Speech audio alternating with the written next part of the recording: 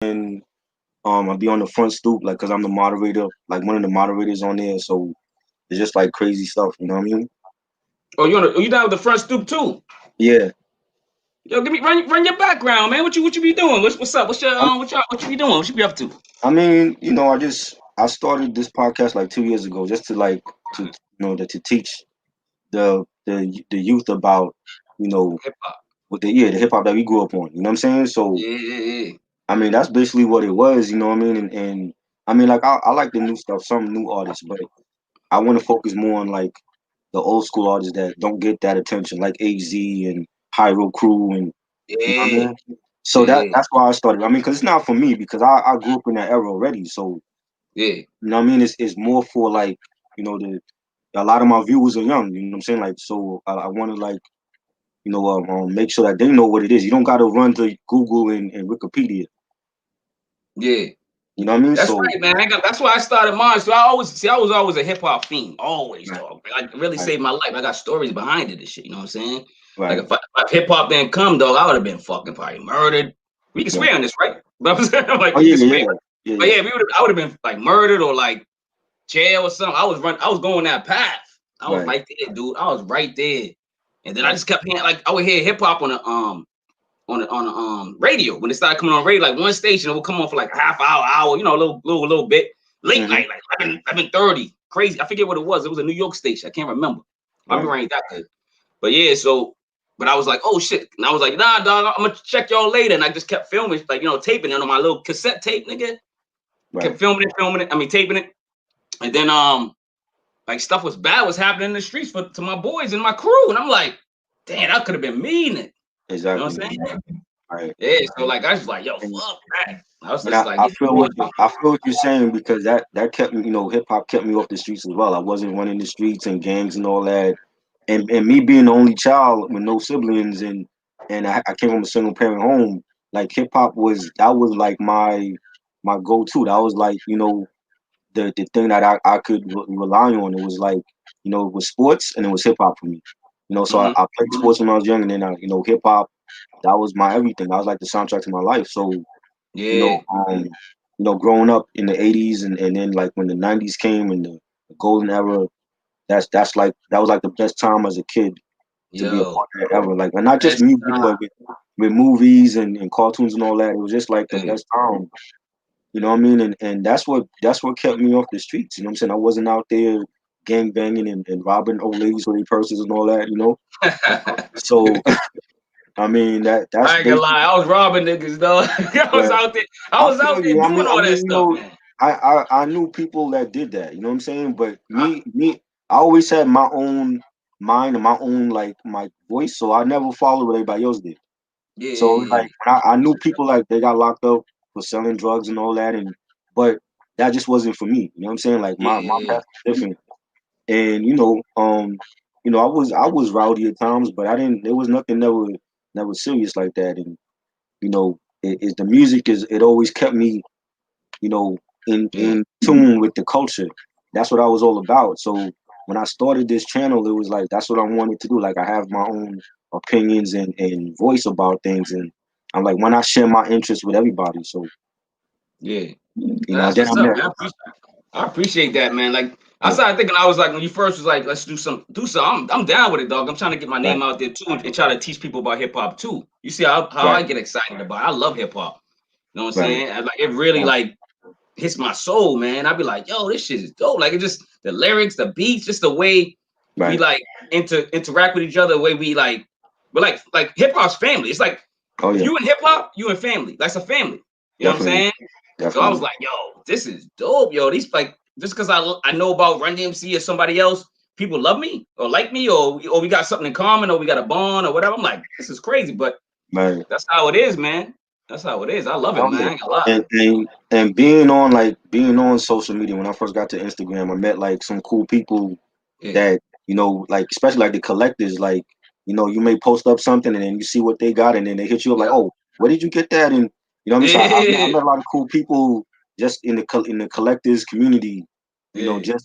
just chopping it up, and they've been cool with me. So you know, I was trying to get some collectibles too. What kind of collectibles you got? Because I was trying to get this boombox. So I'm trying to get a couple boombox radios. and nobody trying to give them up. I still got two boom boxes from the What? '90s. Get out Yes, of here. I can show Oh I can show man, you them. don't tell me your address, dog. I'm at the mask up, dog. Come on, I'm just kidding, I'm joking around. But yo, yes, no, for real, man. Yo, hip hop is just so dope, man, and it's like it's connecting us. See what I'm yeah, saying? It connecting us, connecting everybody. Like we didn't know each other from a can of paint. You know what I'm right, saying? Now we're like chopping it up, New York, yeah. Boston, talking shit, bugging hmm out. I And love even it, man. like being on the front stoop, like I've met cool people like Guillermo and Big Freezie and Sim. They've always been cool with me. So they the homies and they come from that era, that same era that we come from. So I tend to gel more with them than everybody else on me. But Of you know course, of that's the course. only It's just like women are gonna deal with women at age. You know what I'm saying? Like it's the right, same thing, man. You got to have something in common, man. You got to have right. something in common. You can't just be like I'm fucking 10 and this dude's 100. Like you just gotta have some type of you know what I mean? Yo, Boundaries and let ground me rules. tell You know you, what I I'm saying? was in a group chat a couple weeks ago, and I still follow the page, but like their group chat, it was me and only like somebody else that was like maybe over 35. Yeah. Everybody else was under 20, and they would Ah. say like I'm telling you, like they would say the craziest things. I heard them say that Common Don't has say no classics and Big Sean is the GOAT. what? And when they said, I'm like, yo, I gotta leave this group chat because You y'all gotta shit get out of is there. You got it's toxic. It's a toxic environment, man. You know what is I'm saying? crazy. These youngsters need to like respect hip hop and they need to do their research. And maybe like it was the our generation that didn't really school them, but in Right. our mind we thought like you live by example. So if I'm doing it this way, you see Mhm. me do it this way, you would think okay, the youngsters gonna do the same way. I don't Right. have to tell them.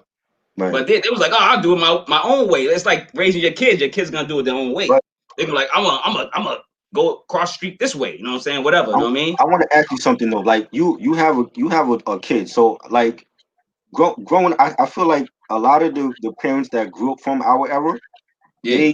they kind of sacrifice what they listened to growing up for what their kids are listening to now, like to have that bond with their kid. So Yeah. like growing up from the era that we grew up from, like do you like play the classic stuff around your kid, or do you just like let them do whatever? Oh my, I got one like daughter like through Right. blood and all that. But Okay. I used to have another daughter, but she when she got like 16, she was like, "You're not my father." So anyway, like both of them when they was growing up, oh man, I was just playing it. I'm playing like the APMDs or whatever was playing at the time. You know what I mean? Right. Whatever was that era during their time. Mhm. So I was just like, they was like, oh shoot. So my daughter know about hip hop.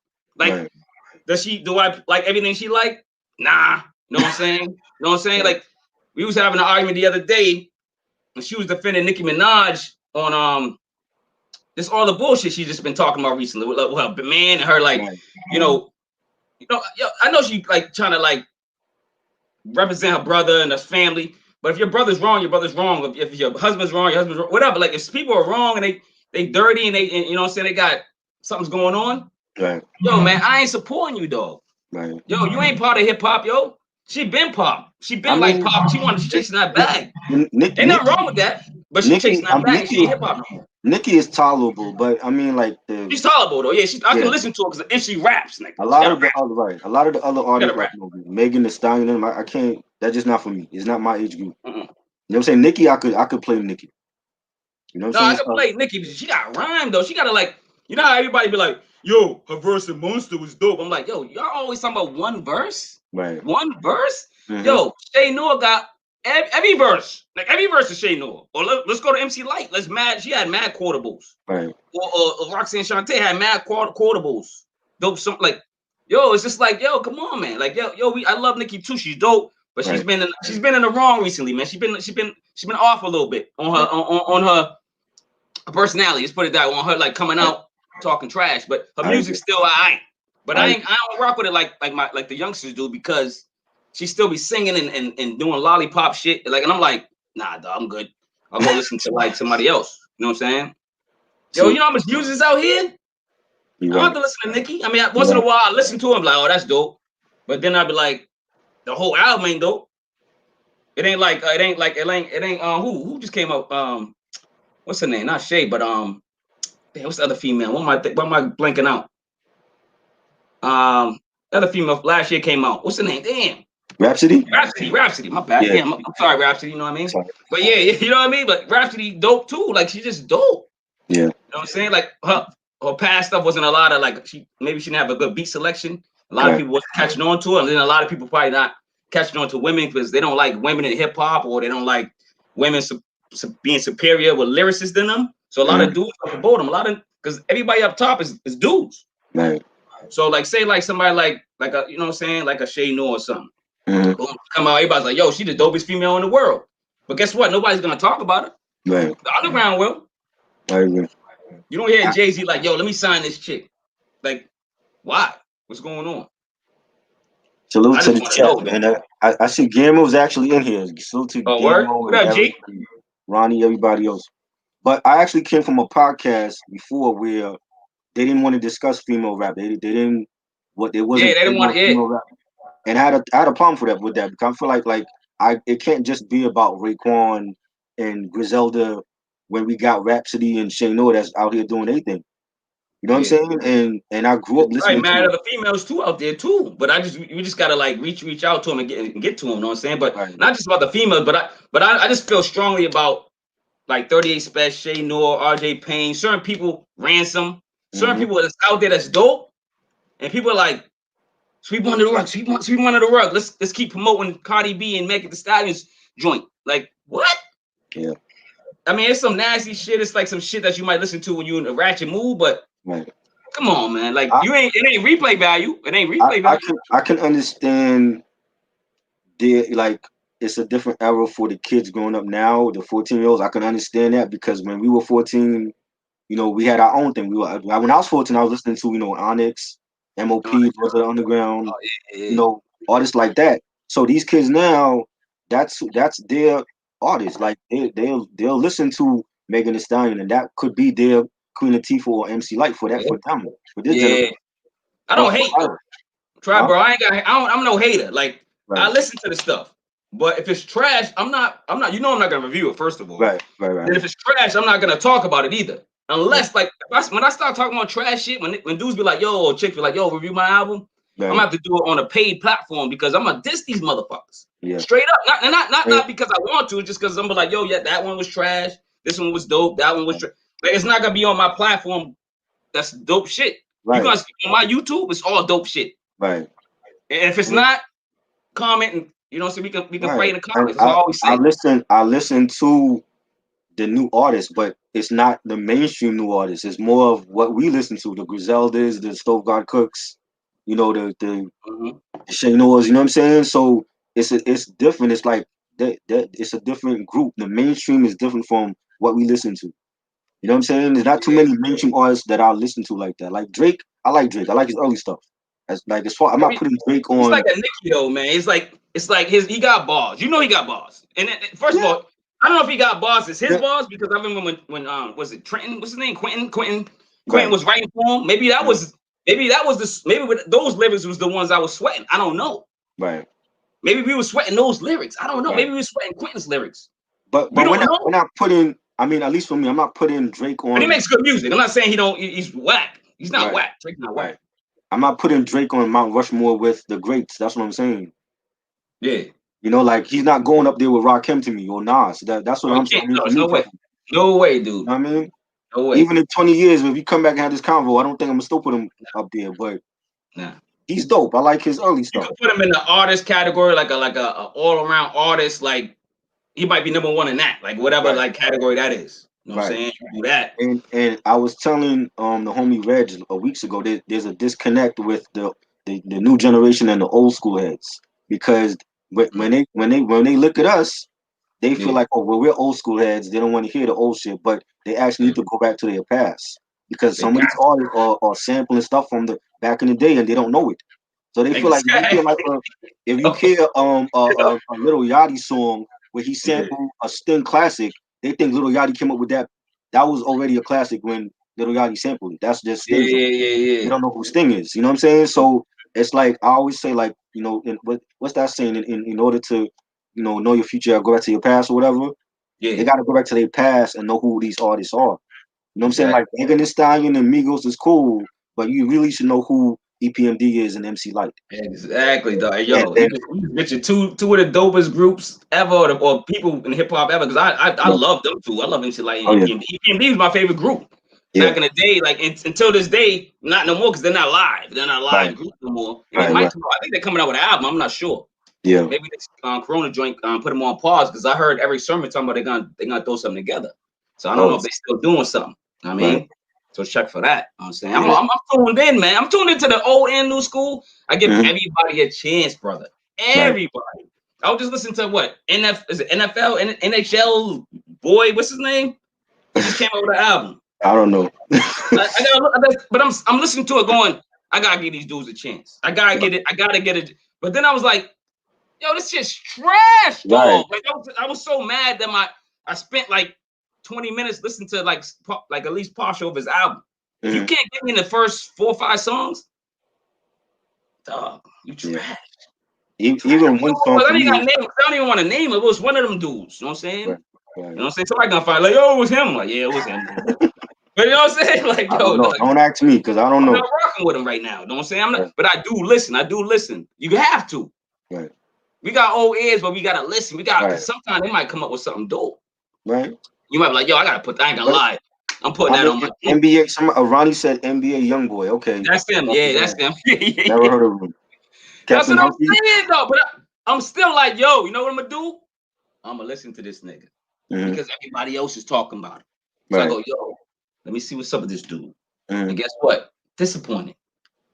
Again, not all new people disappoint you, but come on, man. A majority, at least 90% of these new school people. Yeah. Oh yeah. But I already have. Like, I mean, just being. But that's their lane. That's their lane. Right. I'm gonna leave them there.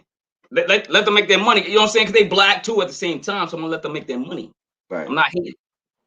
But that's also the problem because I feel like it's a quick buck for a lot of these artists, but they're not doing it for the culture. They're not doing it for longevity. They're doing it for just the quick cash and then they're out. They're doing it for the We've seen that bag. already happen in the They want past. the bag. They want the bag, dog. They want the bag. Everybody's chasing the bag. Yo, the bag's gonna come. You trying to tell Not me like people like Flea Lord don't got the bag? he got it. He got the Lord dropped bag. everything he dropping Nobody this know about year this is dude. You try to Flea Lord. Nobody know about Flea Lord that much. Like he ain't like Jay-Z. You know what I'm saying? He ain't like that person. But he make, even though he's crazy, but he's putting out an album every month. But like this dude is fire, and like he got an audience, and guess what? He got a fan base that's loyal, and they buying his merch, they buying his music, all that. Mhm. He's probably richer than he's probably just I don't say just as rich as these people because like these industry corporations like give people millions usually. But he's up there. I bet you got millions. All these all them niggas, come on, dog. Definitely. They snuck in. They forced their way in the industry. Mhm. Oh They yeah. forced their way. They got in, and I commend them. I commend them because nobody was really checking for them. Nobody was checking for them. Come on, 3 years, 4 years. Nobody was checking for them. Nobody, and it was dope back then. And I wasn't listening to them from Hall and Nash. Like I came in on like maybe Hitler with some Mez 4, and then I went back and listened to everything else, and then I caught up and I listened to everything that they dropped from Conway, Benny, Westside. So Yo, I'll be honest, dog. I started listening to Griselda only because of 38 Special. Now, check this out. You know how we old school, right? right.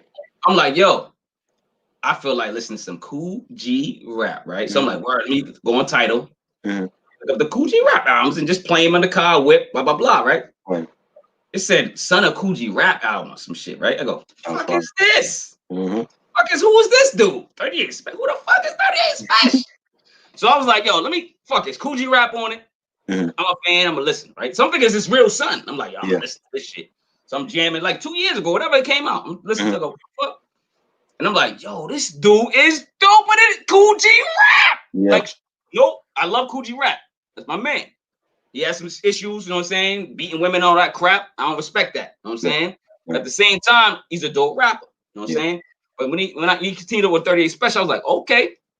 And then I just started looking at 38 Special, became a fan. Then I started getting with the Trust Gang. Yeah. Started fucking with them. And then because he was rapping with Benny, he had the Stab and Shop joint with Benny. I'm like, and I'm going, who is this dude now? I'm going crazy, dog. Dog. I'm like, yo, now I find Benny.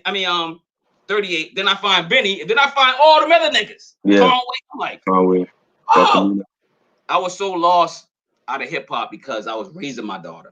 Mm. I'm being honest. That's why like people go, oh, the hell you always in hip hop. I said, yo, I ain't gonna lie. I was trash on hip hop because I was kind of listening to just the mainstream because I didn't know. Right.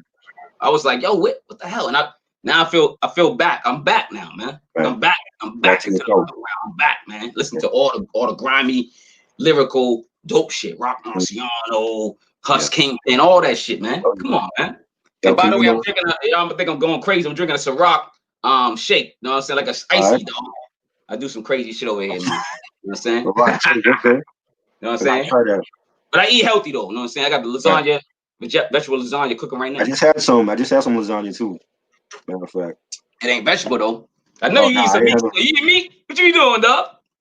What's your diet like, dog? Look at that. You want to say that? What's your diet like, brother? What's New York doing up there? Look, I cut out, like, I don't drink soda no more. I drink more water. I eat more salad. I cut out a lot of junk food and stuff I used to eat like 10 years ago. So I mean, I still like it once in the blue, but yeah, like I try to eat more healthy now. All right. I ain't gonna lie, dog. I want people. Anybody meet? Like you in my circle now, dog. Yeah. Straight up. You in the circle. Oh, hold Okay. on. I'm gonna go turn up the oven real quick. All Give right. me 2 seconds. I'm just All gonna right. run Cool. to Cool.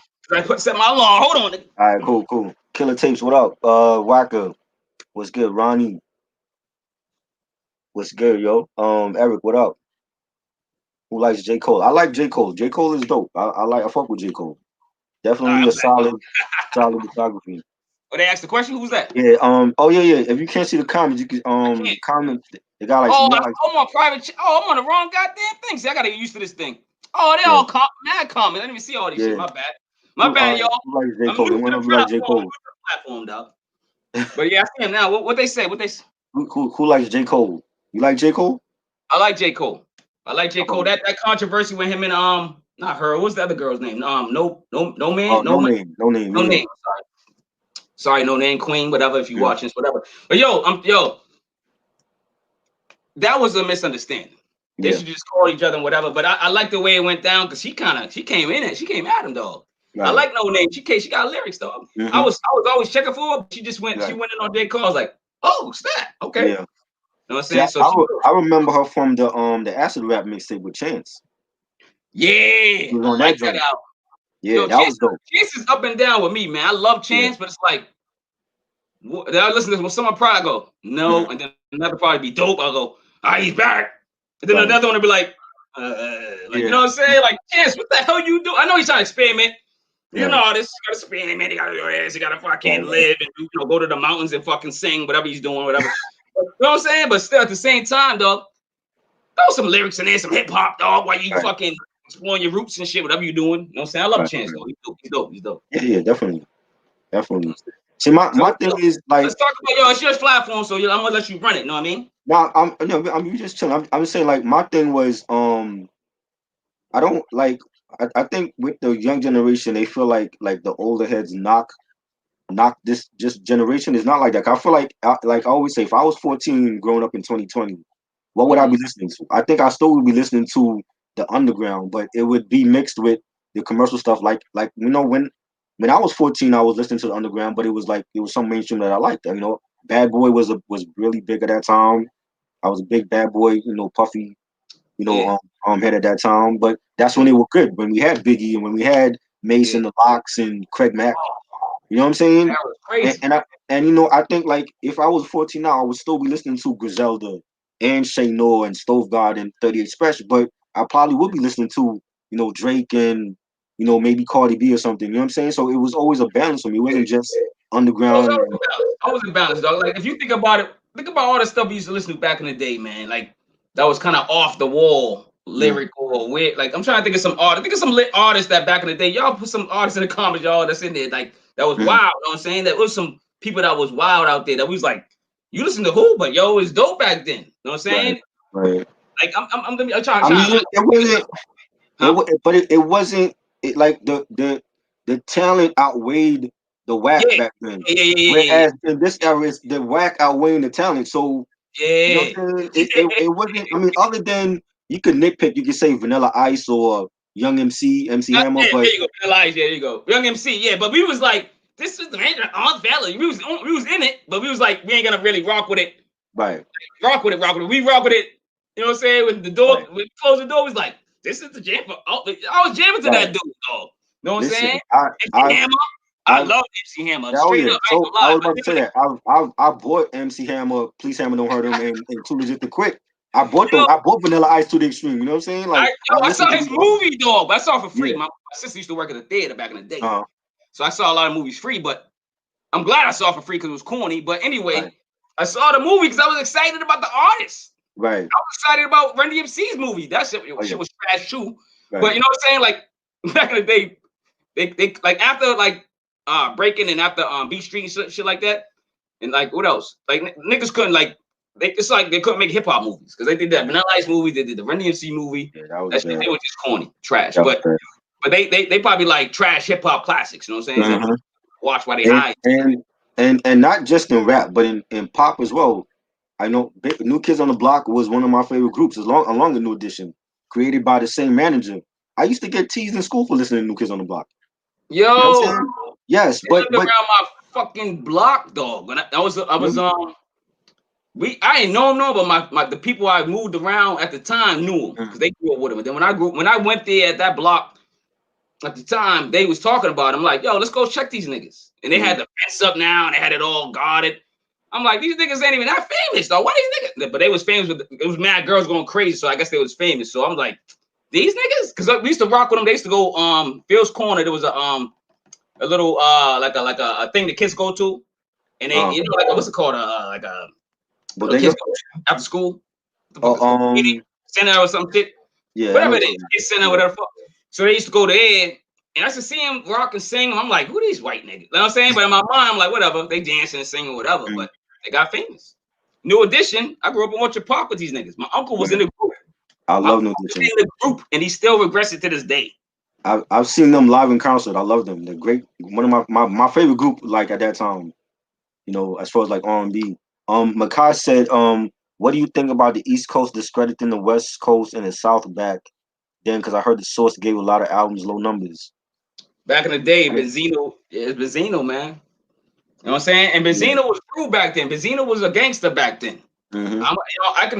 I can attest to it, man. I ran into him a couple times. Right. My cousin used to roll with him. My cousin was a gunner for him. Mm-hmm. When he got locked up, I ain't saying no names, but when he got locked up, they ain't even support him. So when I heard that, I was pissed. They was like enemies to a lot of people in Boston because they talked all that trash, but they didn't do nothing. You know what I'm saying? They didn't like support dudes at the Right. end of the day. You know what I'm saying? They tried to beat me up one day. Crazy. And the Source band. They had the And Source band. I remember he was linked to that Paul Pierce stabbing back in the day. Yeah, they was linked to that too. I was on No, ESPN. I remember that. I'm not saying they ain't real gang. They was real. Them dudes, RSO, them dudes. You know what I'm saying? Was real gangsters. You know what I'm saying? You know what I'm saying? Right. But at the same time, it's like, yo, y'all gotta respect those. They didn't. Yo, they should throw dudes off the stage. They used to have fans go on the stage, right? Mm. They used to come on the stage. Yo, come on the stage, rocking, right? Come on the stage, and then they used to fuck them up. They used to fuck dudes up on the stage. Fans. I'm like, yo, these dudes are crazy. They used to fuck dudes up in downtown Crossing, all type of shit. I'm like, yo, y'all bugging. Y'all need to get fans, not enemies. What y'all doing? Right. That's why they never got famous. Right. You know what I'm saying? I'm like, y'all going about it all wrong. I wish I was their manager or something back in the day. They would have been dope. I actually met Benzino in 2003, back when he had Club Zeno in Miami. I went Okay, down there how was for that? I went down there for spring break with my homeboy, and I met him and he was on his BlackBerry. You know, back when we had Blackberries and all this security with him. I'm like, what the hell? He didn't even look up and say hi. He just said, "What's up?" and kept moving. Oh no, I ain't gonna lie. Listen, I'm telling you, I don't know nothing about him like that. Like I do know stuff, but I can't. I can't say nothing on here. But yo, the dude really was. He was really about it, and his crew was really about it. Everybody's about it. He wasn't even the leader. It was like the other dudes that was crazy. You know what I'm saying? Like I'm just saying, like yo, Boston was wild back then. You know what I'm saying? At the time, he was doing the Source and all that shit, and he was making sure. He rated shit, or at least they rated shit. He intimidated dudes. I know he did. I know he intimidated this guy. He had to. And he had some great writers on that show, on that magazine, too. Right. The Source is dope. I ain't gonna lie. Source was part of hip hop. I can't deny it. You know what I'm saying? At the end of the day, I shout out Benzino and what's this other dude was a white dude, May something the white dude, but he was partnered with him. Dave Mays? Dave Mays. Was it Dave Mays? I think think so. I think so. I think that was him. Guillermo, But you yeah, want to come up with us or not? huh? No, I'm asking Guillermo if you want to join us. Oh yeah, yeah. Who? Oh, how many people can get on here? Like 8,000? How many people can get on Now here? you can have like I think 12 or 13 could come on Oh, here. that ain't bad. Yo, link them on. Who's that? Who's that? You said. Guillermo, Oh yeah, link I him seen in on the here, chat dog. already. Put G money on here, dog. But yeah, man. Yeah. Yo, I ain't gonna lie, yo. I know you want to talk about at the The top, chat. but yo, let's shout out El Camino real quick. Yeah, Only don't because doubt. he just had a loss. He lost his sister. Oh wow. Shout out El Camino. Yo, send your praise and love to El Camino, man. Go on Instagram and hit him up, man. He got one post up there talking about his sister, man, and hit him up, man.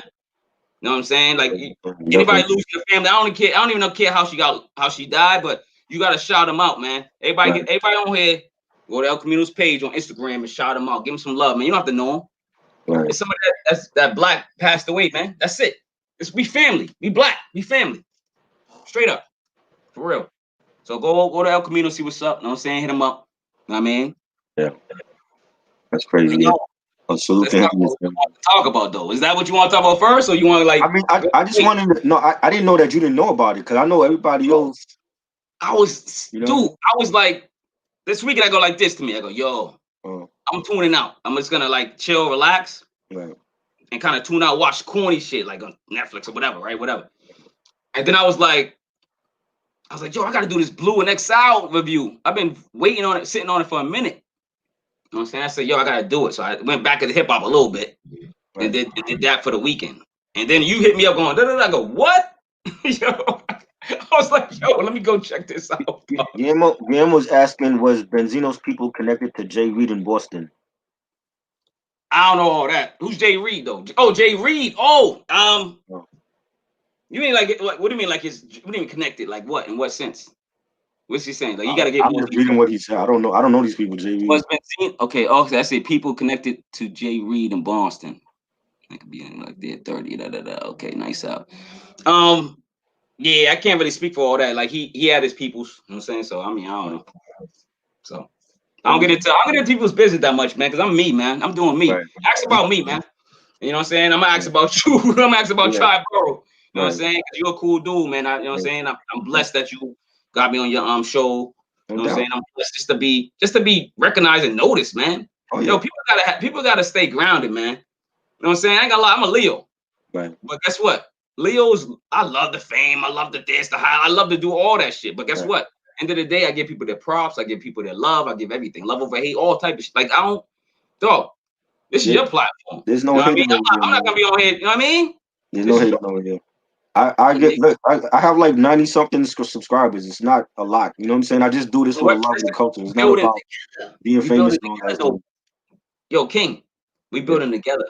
Yeah. And that's why I came on here. I don't got that many subscribers. I do got a lot, not a lot, but I'm just saying at the same time, Right. they're not all tuned in. Yeah. They might be like, oh, I subscribe to them and then go somewhere else. I don't know where they at. You know what I mean? But there's a couple people that's tuned in like you. There's a couple people that's locked in and they need to get locked in. When you get locked in, you're gonna hear straight hip hop from me or you. Right. Or whoever that's in this chat. Because whoever's in this chat right now, they care about hip hop.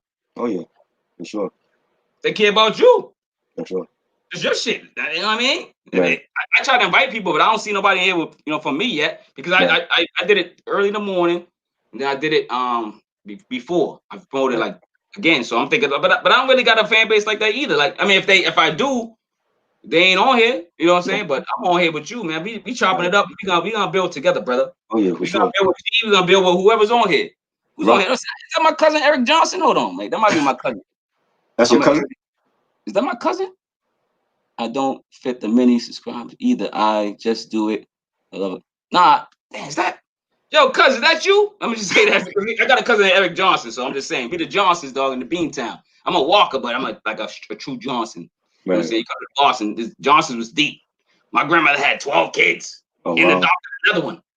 And then we got 800 cousins. Like I'm just exaggerating, but you know what I mean? Right. So we was deep in like in the neighborhood. So I'm thinking that's him. I don't know if that's him or not. You got to say something. But yeah, where you want to go?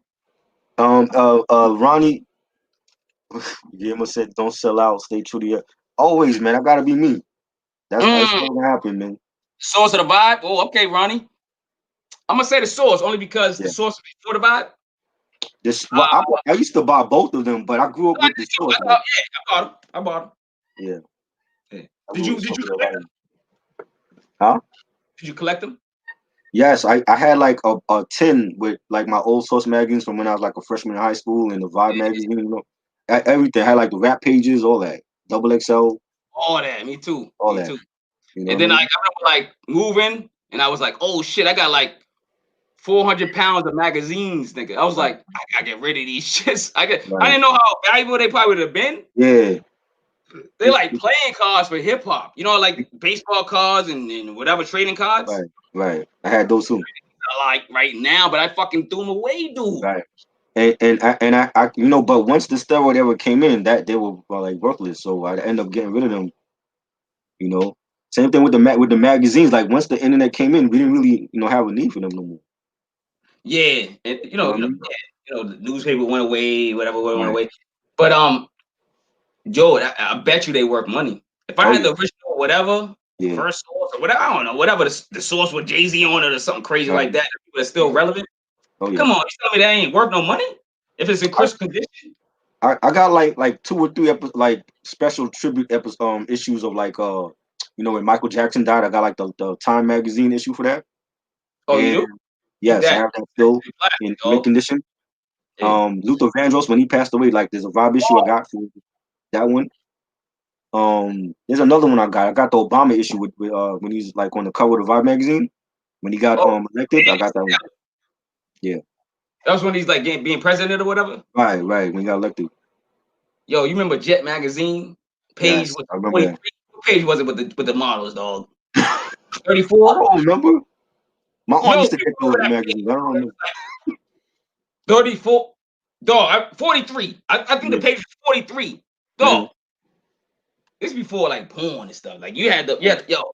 Well, I guess it was magazines back in the day. Dudes had to like, you know what I'm saying, do what they had Yeah. to do with the magazines, dog. They had the porn really. It wasn't free at least. Right, right. I tape going. Yeah, they're going like what's it called? Blockbuster and be like sneaking with the coke up, get the fucking like mask up. They can be like, fuck it. You know what I mean? Oh my I god. used to love that shit, dog. But that was funny though. But yeah, Um, man. Ronnie wants to know what's your favorite rapper of all time. Ooh, all time. God damn. All time shit. Yeah. You know what I do with rappers? And yo, you there? Yeah, yeah. Oh, you started your face went away. I'm like, oh shit, he's gone. My favorite, it goes in spurts because I believe everybody should be separate. Like whenever people go, my top five, and they start naming Biggie and Parker, I go, nah, y'all ain't your top five. Right. Because they did. No disrespect. I Mhm. love the people that passed away. I love the artists, but you got to make two separate lists. Right. So right now, shit, I'm gonna say right now, I'm rocking with shit, man. I'm rocking right now with the top three right now. Mhm. Well, those five, I'm rocking with in no order, no order. I'm rocking with Shay Noah, 38 Special, Benny. Um, shoot, I'm gonna go with damn. Let me rock with them right now because it's mad other ones that I wanted to suspect because it's mad other ones. I'm gonna start going to my. I'm like, oh yo, you about to mess up my list for the end of the year? Get out of here, man. Yo, get out of here, dog. Yo, hold on, dog, hold on. Yo, you about to Yo. actually I can't answer that question. I'm sorry because you're gonna mess up my end of the year lyricist of the year. Right. Man. But yeah, those three right now, I'm checking for. Like if they come out with something, I'm like, yo, I'm listening for it. You know what I mean? Right. Because they got not just the Here's my thing with hip hop. Mhm.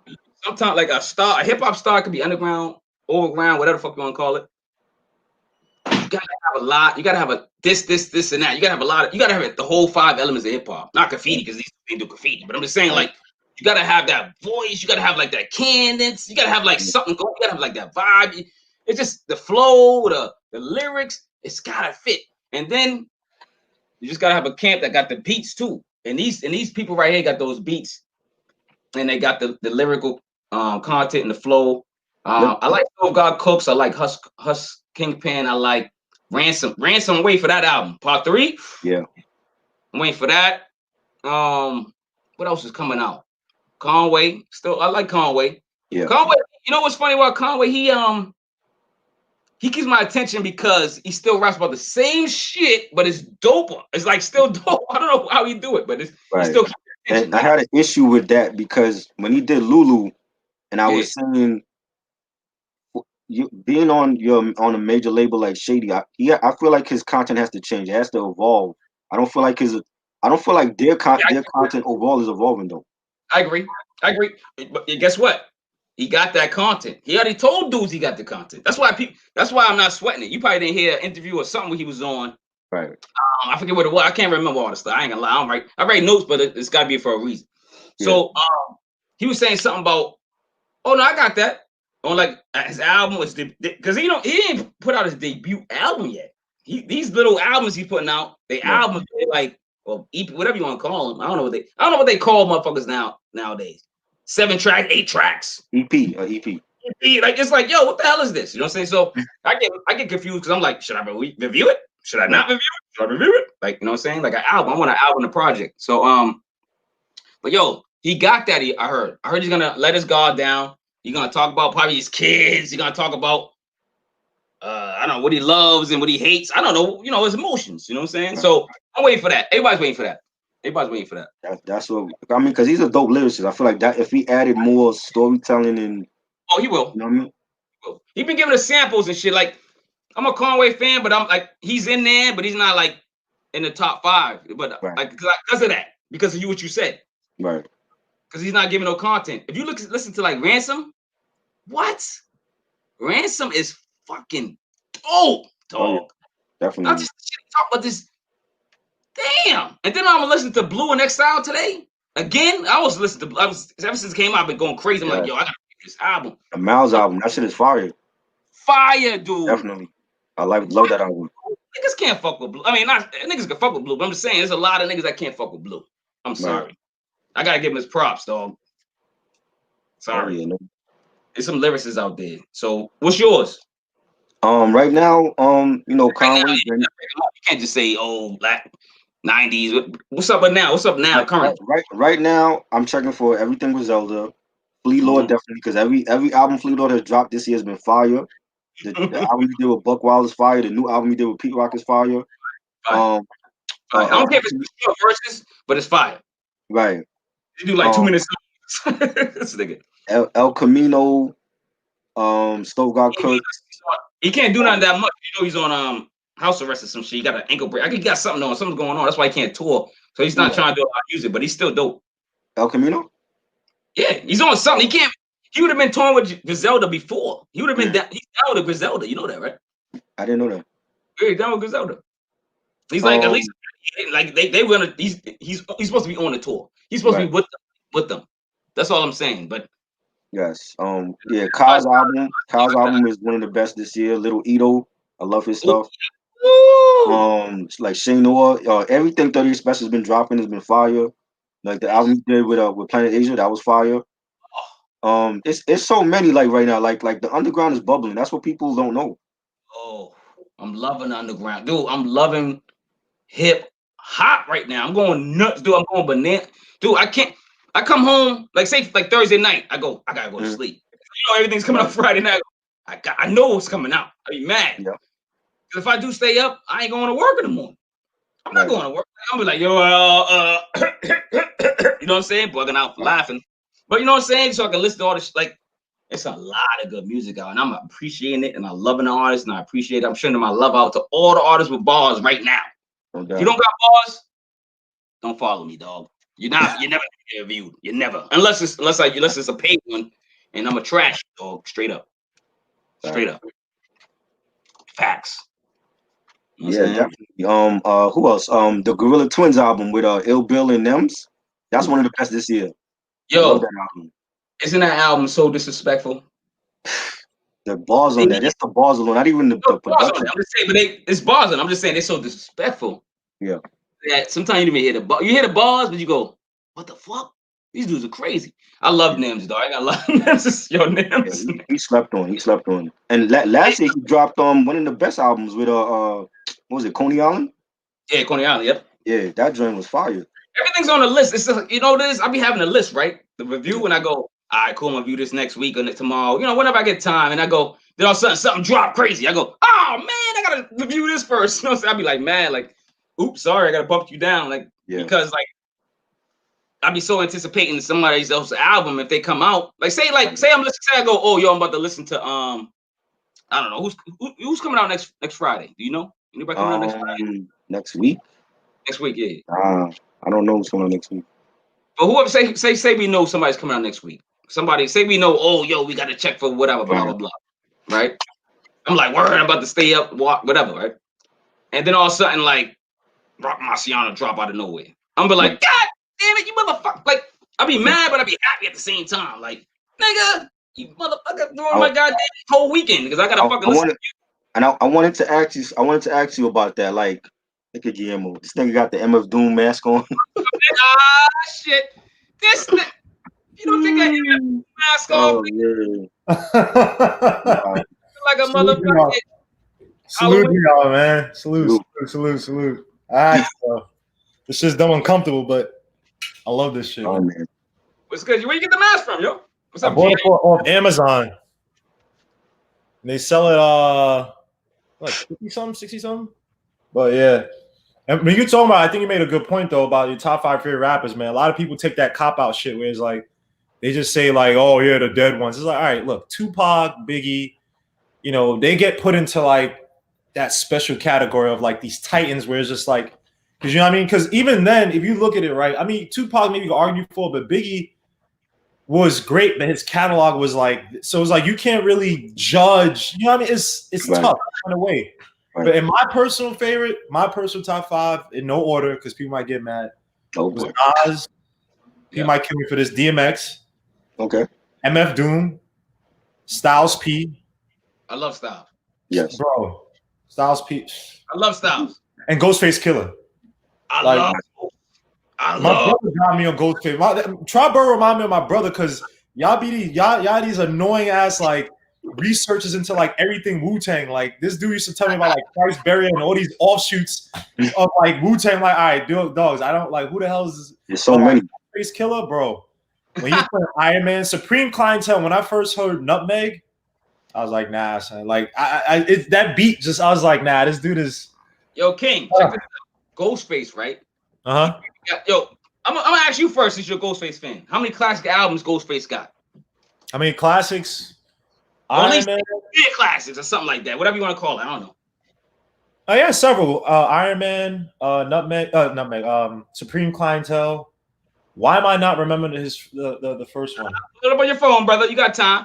I like this one that he did with the one that had to return to Ghostface in the beginning. He did it with that with Fab on it. Remember Ghost Dini? I love Ghost Dini. No, not Ghost. Hold on, I'll find it. I haven't heard so while though. It's the one with everybody rise for oh my gosh, damn, I miss it. Hold on, let me just find it. Man. Try. She like about for a while, yeah. Iron Man, yeah, Supreme Clientele, easily. I think Ghost got like 4 classics. Iron Man, Supreme Clientele. I think about 4. Oh, 12 Reasons to Die was the one I liked. That was like that was dope. Bulletproof Wallets. I love that one. I think that's underrated. Wait, which one you said? Bulletproof Wallets. I don't think that was a classic, but I thought it was dope. It's one of my favorites. I think it was dope. That's all I'm saying. I love Ghostface, but like it wasn't like, oh yeah, I gotta listen to it over and over and over and over again. It wasn't like Ghostini or like Iron Man or shit like that. It wasn't like Supreme Clientele. It wasn't, you know what I mean?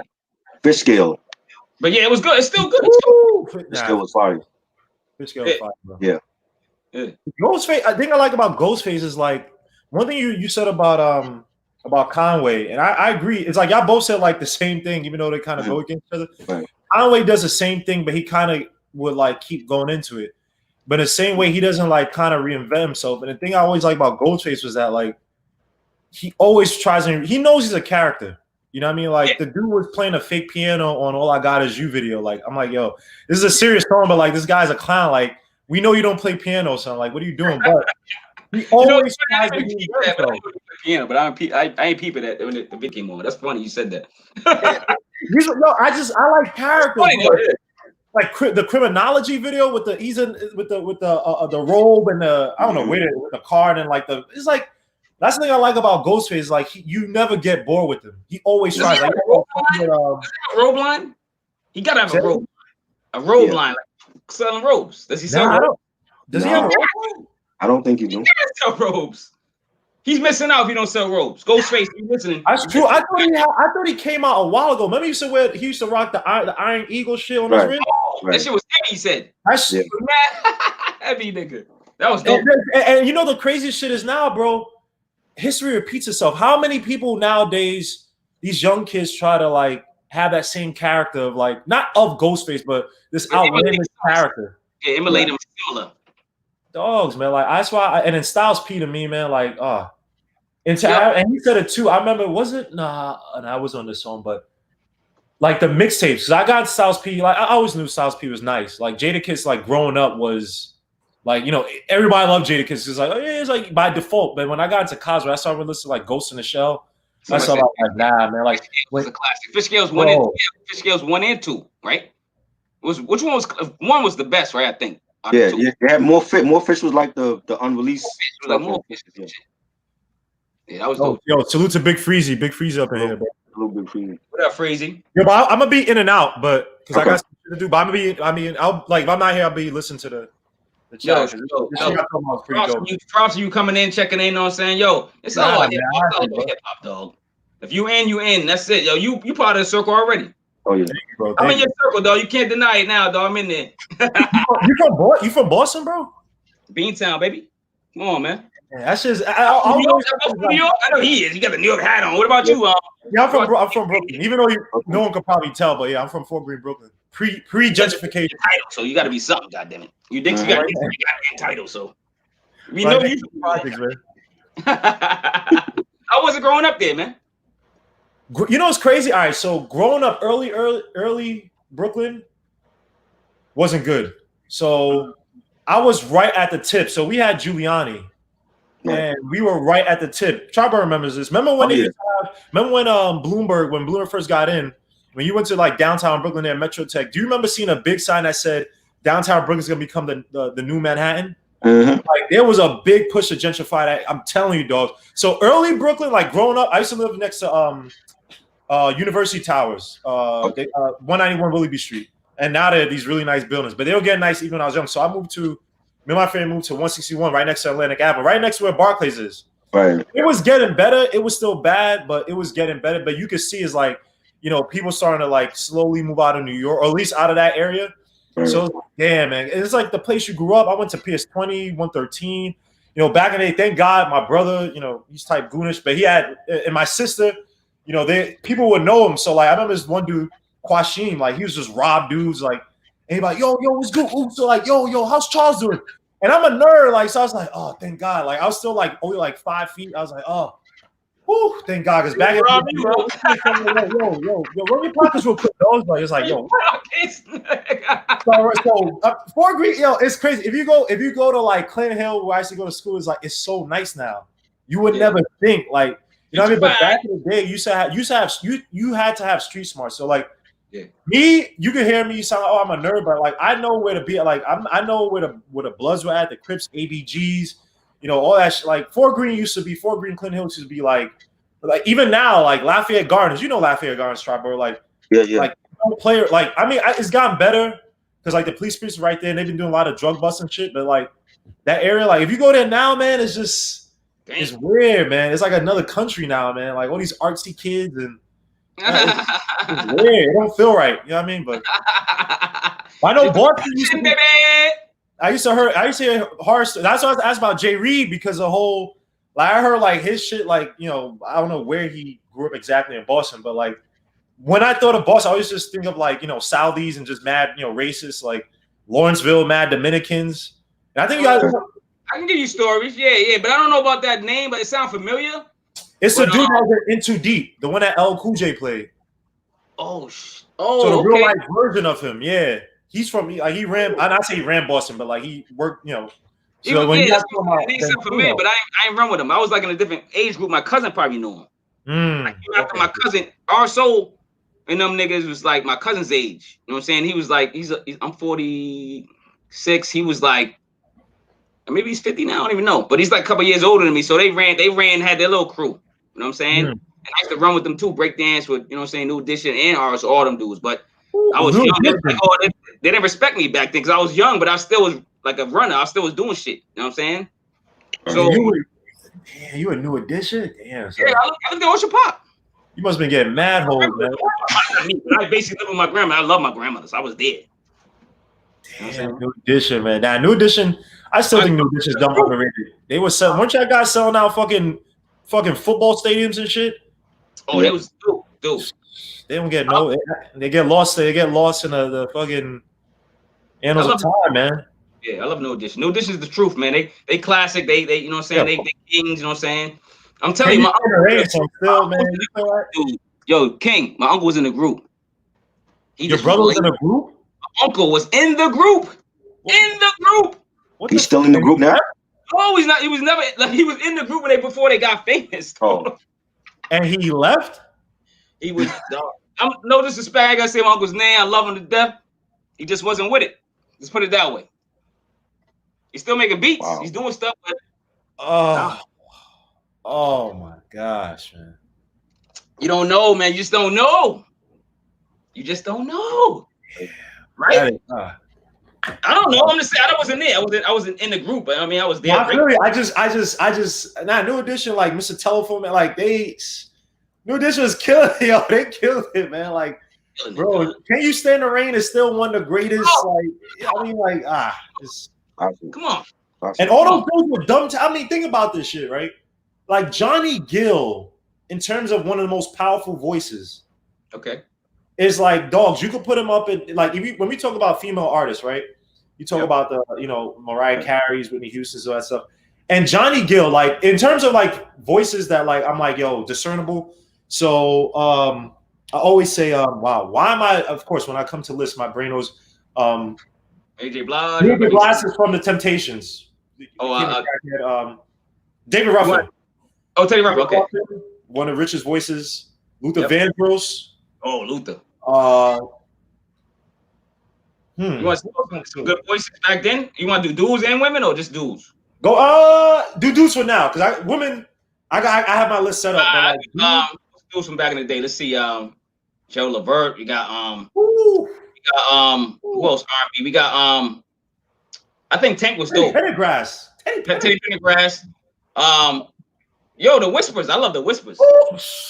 This is what I do. Yo, this is my shit. They all have the big whiskers. Like, yo, that shit is tough. Because you know why? Because my uncles is like, you know what I love about the dudes back then? You know what I love about the music back then? They could make something like sexy without it being explicit. Right. So it left your mind to the imagination, both women and men. Like, you can listen to, Anita Baker was more sultry, right? But like, that's why I wanted to go women. Anita Baker first. I ain't gonna lie. That's my chick. Anita Baker. I got it. I'm not gonna lie. I got into her late because you know what? As a kid, and I apologize. As a kid, I was always like, because my after school, we always had like these pro-black women, and they would just play all these like Luther Vandross, all these songs. It's like Anita Baker, no lie, it always made me want to like fall asleep because it was just like this like sensual type of like. She was like Sade. You know what Sade? Mm-hmm. But you know what's crazy?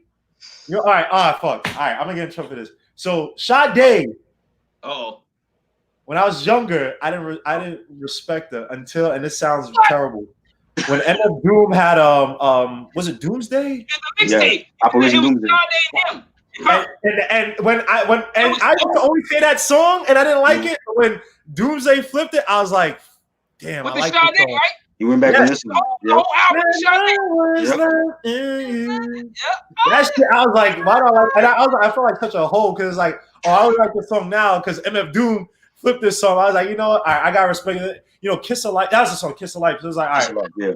I got respect for. And then Anita Baker, the shit that really got me. I forgot I was on YouTube or Facebook, something like, and they were playing the I forgot what song that is. Caught Up in Your Rap. Is it Caught Up in Your Rapture? Is that one? All right, caught up in your rap. Probably that one. And I was like, nah, son. I can't be disrespecting her like that. And you know what's crazy? Shout out, and I'm not to self-promote whatever, but I was talking to Triber about this. about open up a channel with samples. What's coming in? Samples for all the hip hop heads, samples have allowed the younger generations to tap into these great artists that we would have never known about if it wasn't for these rappers sampling them, man. So everybody wants to kill rap and stuff, but let's be honest. I mean, dogs, you know how many artists I found like the Montclairs? Like dogs, like if you listen to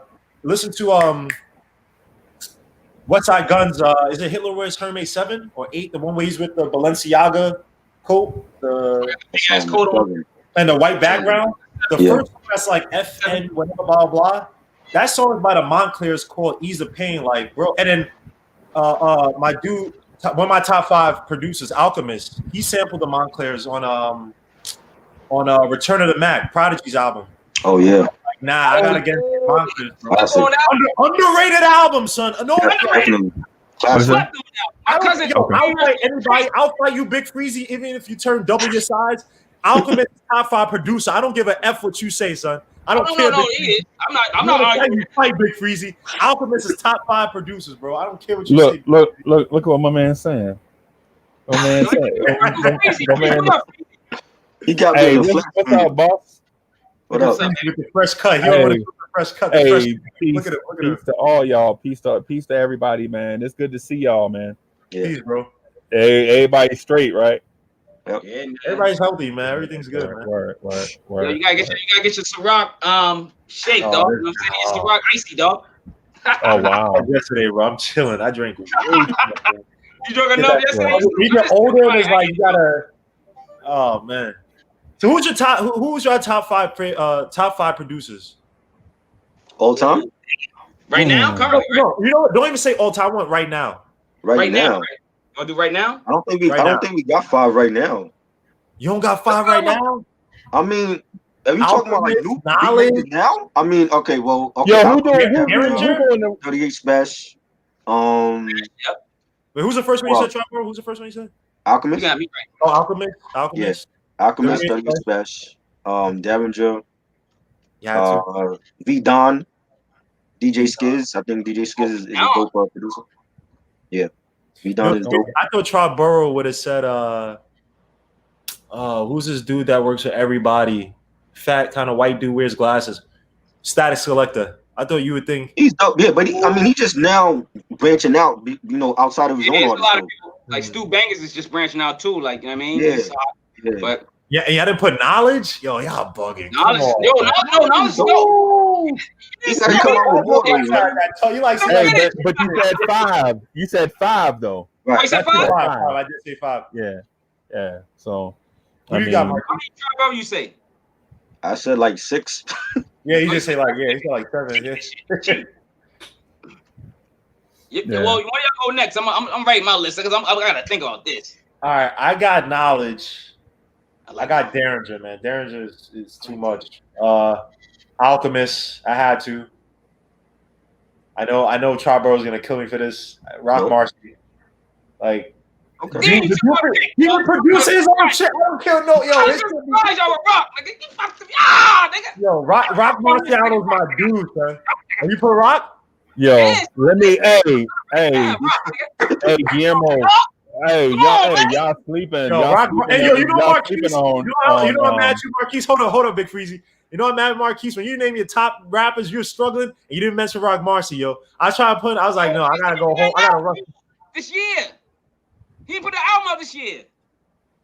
Did he? That's true. He did. He put Marciano, right? Marciano came out December, I think. That was December. Last year, December, dog. Yeah. And he got features. And he had features. You got it, Marquise. You got it. You just skimmed by this dude, man. Didn't he do features this year? You say again, Big Freezie? Didn't he do features this year? Now he did features, but he didn't do an album though. Because he was right, so he's still relevant then. So he's still relevant. No, he is. I mean, saying about albums of the year, so I confused the list. I thought it was just rappers, but he said producers, albums. No, producers. Yeah, I said producers now. But you put Rock Marcy in the list. All right, I'll give you that.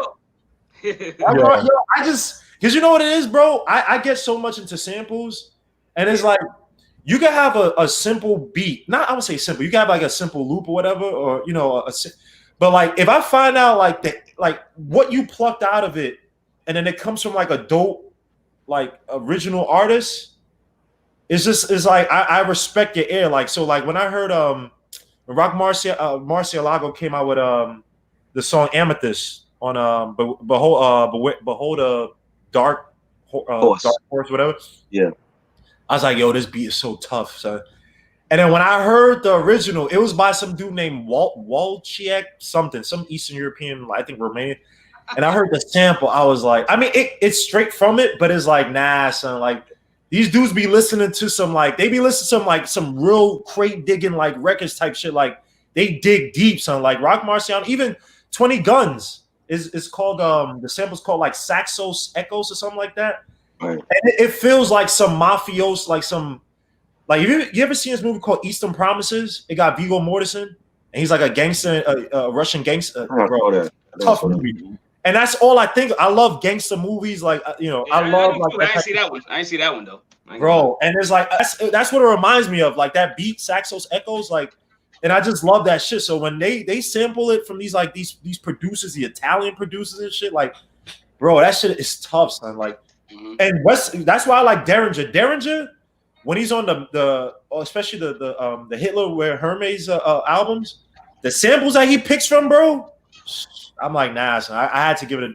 Derringer is one of my top producers now. Nah, I had to give it to him. So like, yeah, his ear is sick, man. Same with Alchemist, but Alchemist knows how to plug shit. Like I'm still there's one sample, and I'm probably do for an episode. There's one song I can't find from Fetty, from the Freddie Gibbs Currency album, Fetty. Right. It's New Things, and I can't find fucking sample, bro. It drives me nuts. Like I found samples from Alchemist when he did he did the one for I think he did the one for Twins. I think it's Twins and Prodigy. And it took me maybe a good year to find a sample. And when you find the sample, bro, same shit with when Prodigy came out with Mobb Deep came, here I go again. That was dope, yo. That was dope. Right? Huh? Yeah, win or lose. Dope. Win or lose. Thank you. Win or lose. Yeah. But yeah, here. Gene Plum is a when I found that sample, when I'm telling you, bro, I was in high school. I was in a boarding school house kind of program, right? And there were dudes like I loved like that gritty hip hop, and there were people in the house who we had people who they love that R&B shit. But I'm telling you that everybody in the house collectively loved Win or Lose. Like that was like the song of the house.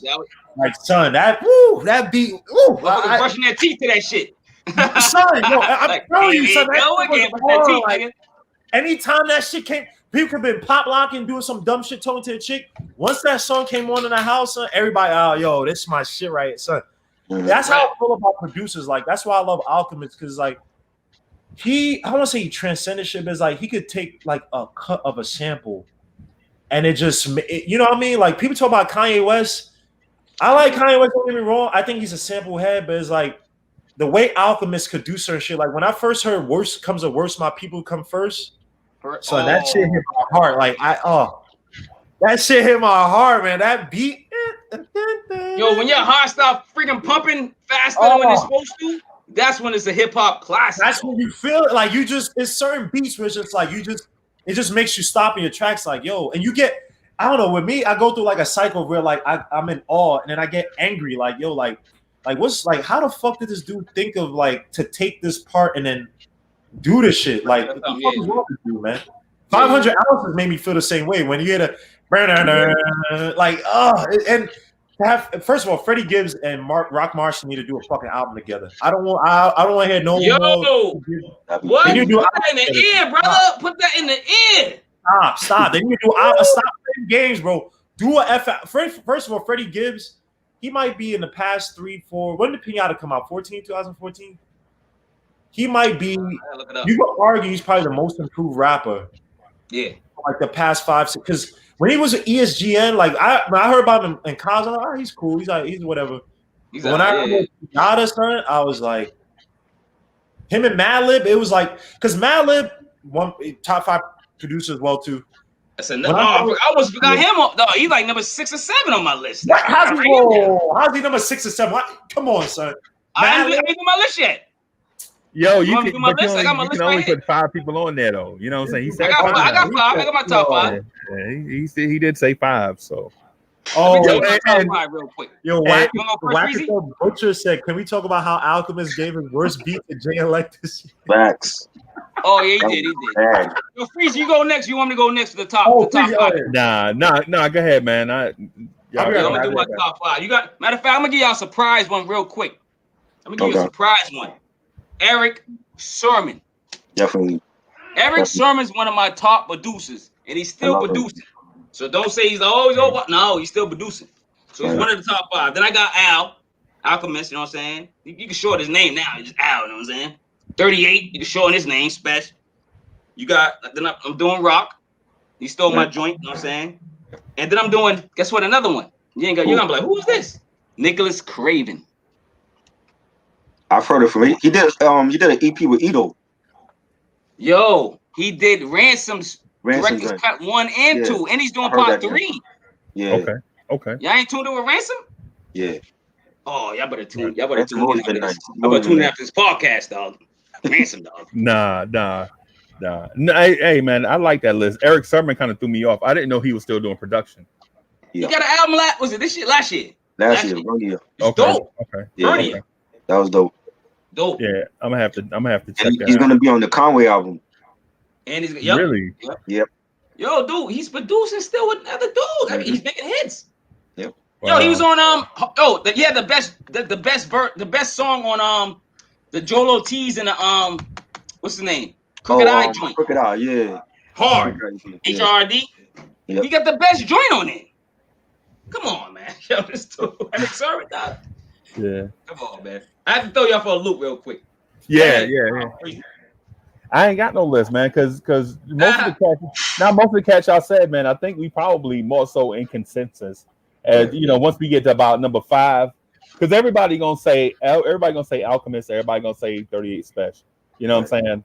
But when you get to 5, it's like we rotate. You know what I'm saying? Like, who number 5 is, man. I don't know if I have a number 5, and that's gonna be rock steady. That'll be. Like if I put a number 5 today in a month, I don't know if I still have them 5 because 6, 7, and 8 would be so hard. You know what I'm saying? So So I mean, I just about agree with everybody else's list. So I believe it should change. I don't believe that you gotta have a top 5 forever. Like you think I'm gonna say Nas is the best rapper forever? No. He's just not the best rapper forever. I will say that. That's my You would say, but he comes in spurts for me. I love Nas. I love Nas. You can't, dog. Right. I'll fight you for Nas, dog. You know what I'm saying? But he just don't. Sometimes he kind of like goes up and down. Nas, come on, man. You can't be a top MC if you up and down. You can't. It depends on who you are. Starting to fight, Marquis. Starting to fight, bro. Nas is down. He like Nas. I love Nas too. He's one of my favorites. Nas my favorite rapper, but Big Freezie, Nas got clunkers. Nas got clunkers. First of all, it's Saint Nas. Y'all have to understand. It's Saint Nas. You know what I'm saying? So you know what? Nas is canonized as a saint of rap. I'll give you that, but he's not perfect. Nas's 10s are almost 11s, and his downs are maybe 9s. And so you have people. Wait. No. Is down the 9s? Have you heard? I've been waiting to talk to you, Freezie. I've been waiting to talk to Freezie. Let me get this minute for Freezie real quick, dog. Freezie. I love Nas too, but he picks the wackest beats. No. I'll fight with you too, dog. What? I disagree with that. Thank you. Let's go down the list. Every time people say this, every time people be saying this.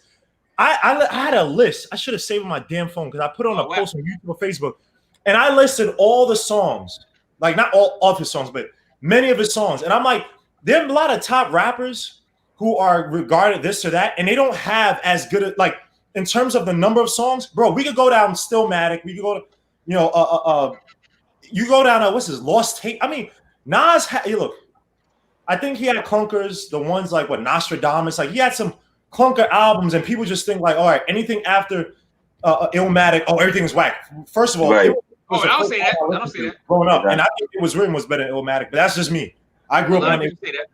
I heard people say that. No one gives a credit. Dreams remix. Flip a coin on that. Flip a coin. You flip a coin. Yeah. On what?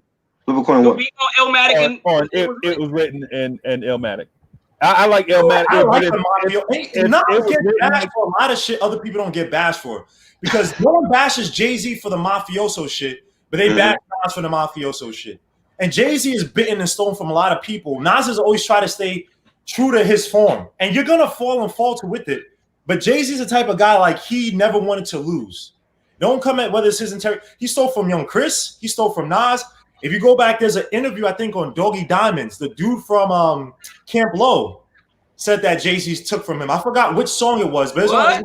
Yep.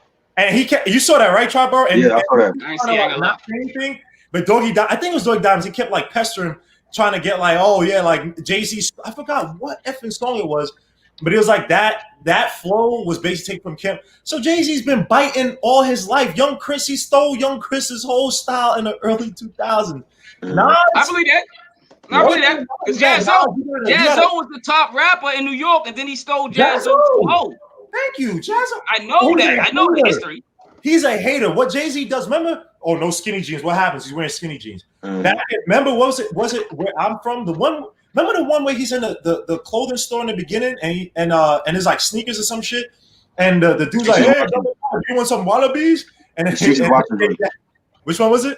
Streets is watching. Oh, Streets is watching. Yeah. And he was like, "Man, F the oh, they're like, hey, they don't want no why." And they hate no Wu-Tang because Ghostface used to rock the wallabies. Like that's what Jay-Z is. And I look, it's a competition, but Jay-Z comes out with the 444 album, right?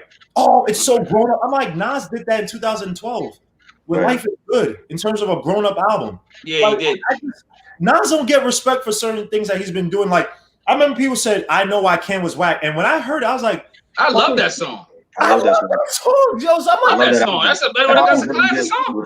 He's teaching you history and like, all right, the beat is you could, it's a well-known, like the beat. Or whatever the hell it is. But it's like there's nothing about it that's whack. But y'all be the same ones here. If Jay-Z made a song about family feuds. Oh my gosh, that's what we have to grow the black community. I'm like, none of these motherfuckers been talking about this. Yo, Wu-Tang has said, my seeds go in his seeds, marry his seeds. That's how we keep Wu-Tang money all up in the family. They've been talking about building ever before Jay-Z. But Jay-Z's the only one who gets praised for this shit. I'm tired of this shit, man. No, Wu-Tang should get praised for that. Oh, their second album was like an educational CD or some shit. It was CD back in the day. Remember that, nigga? It was tape and CD back in the day, nigga. Right. I still think that joint is probably the best verse I ever heard a rapper say. Probably besides The Message. Wait, which one? Inspector Deck on Triumph. Oh, Deck was dope. Oh yeah, definitely. He's still dope. Yeah. They made T-shirts out of it. The greatest. Yeah. All right, hold on. Well, but that's a whole verse though, because I was gonna say for your boy Freezie, your boy Nas Freezie. I still think freedom of death, clips inserted, the baby's been born the same time a man is murdered. The beginning. Yeah, that was dope. That was dope. That's actually my favorite verse from Nas is the third verse on Street Dreams remix. That verse, oh my god. Right. Y'all gotta go. Y'all gotta the verse he did on Noriega's album. Oh, which what about the verse he did on Noriega's joint? You talking about Body in the Trunk? But wasn't Body in the Truck, was something else. Did he do something else? Then not Body in the Truck, he did another one with Noah, right? Am I going crazy? He did Triple Threat with Nature. Nature was on that joint. Oh, that was Nature, and Nature was on it too, I think. Yeah. Okay. That one was crazy. Yeah. That verse was nasty. Another underrated one, Revolutionary. Oh, the one he did with Scarface, that verse. Nas. Revolutionary War is another great one, man. Yeah, that was the one. And I just want to just interject something real quick. Shout out to my man for saying something that's kind of different from what we usually talk about. The way Guillermo just compared Nas and Jay-Z in a linear moment by hitting pinpointing like on the timeline and comparing it to each time. So you never hear people say stuff like that. Like Nas can't get away with certain stuff. Nope. But Jay-Z can get away with the same thing in the same era. So that, to me, that's a totally and completely new thought to the hip hop conversation. And if you can add others to that, you can see how Jay-Z, gets away with a lot of stuff. Like how does Jay-Z get away from his songs he contributed in the Chinese Suit era? Like he did the joint Hard Knock Life, right? Remember Hard Knock Life? Mm-hmm. And then he tried to do another Hard Knock Life joint for Def Jam. Y'all remember that? Right. Yeah. Like a part 2? What did he do? I forget. I forgot the name. It was his song title.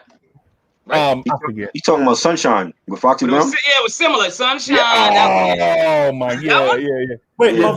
he sampled Roy Ayers or Ayers, whatever that guy's name. The Sunshine. Yeah. But that gets sampled a lot though. Right. That gets because Brand Nubian sampled it. The Roots sampled it for Proceed 2. Mary J. Blige sampled it for My Life. So yeah, so it gets so that gets sampled. But that's probably the best point, man. I heard. So I listened to Triborough podcast, the one about Bone Thugs and Harmony this morning. I was just just on. So he had some good points on there, man. This one right here, man, is definitely like pushing the conversation to hip hop along, man. You know, because I get on thinking I know everything. I feel like nobody in this chat can tell me nothing about hip hop. I know everything. Nah, but I say that jokingly. But I feel like everybody in the conversation feels like they bring a wealth of knowledge to the conversation too. But to hear my man say that right there, because Jay-Z did do a lot of does. Jay-Z did do Mafioso. He did do Shiny Area. He has better right. And jeans, like he did some down south shit. Jay-Z did down south shit. Yes. It was his biggest shit. Big Pimpin', Big Pimpin'. And what happened? And Pimp C was like, yo, like Pimp C was not trying to fuck with Jay-Z. Right. And that's well, salute to Pimp C, bro. That I don't give a fuck.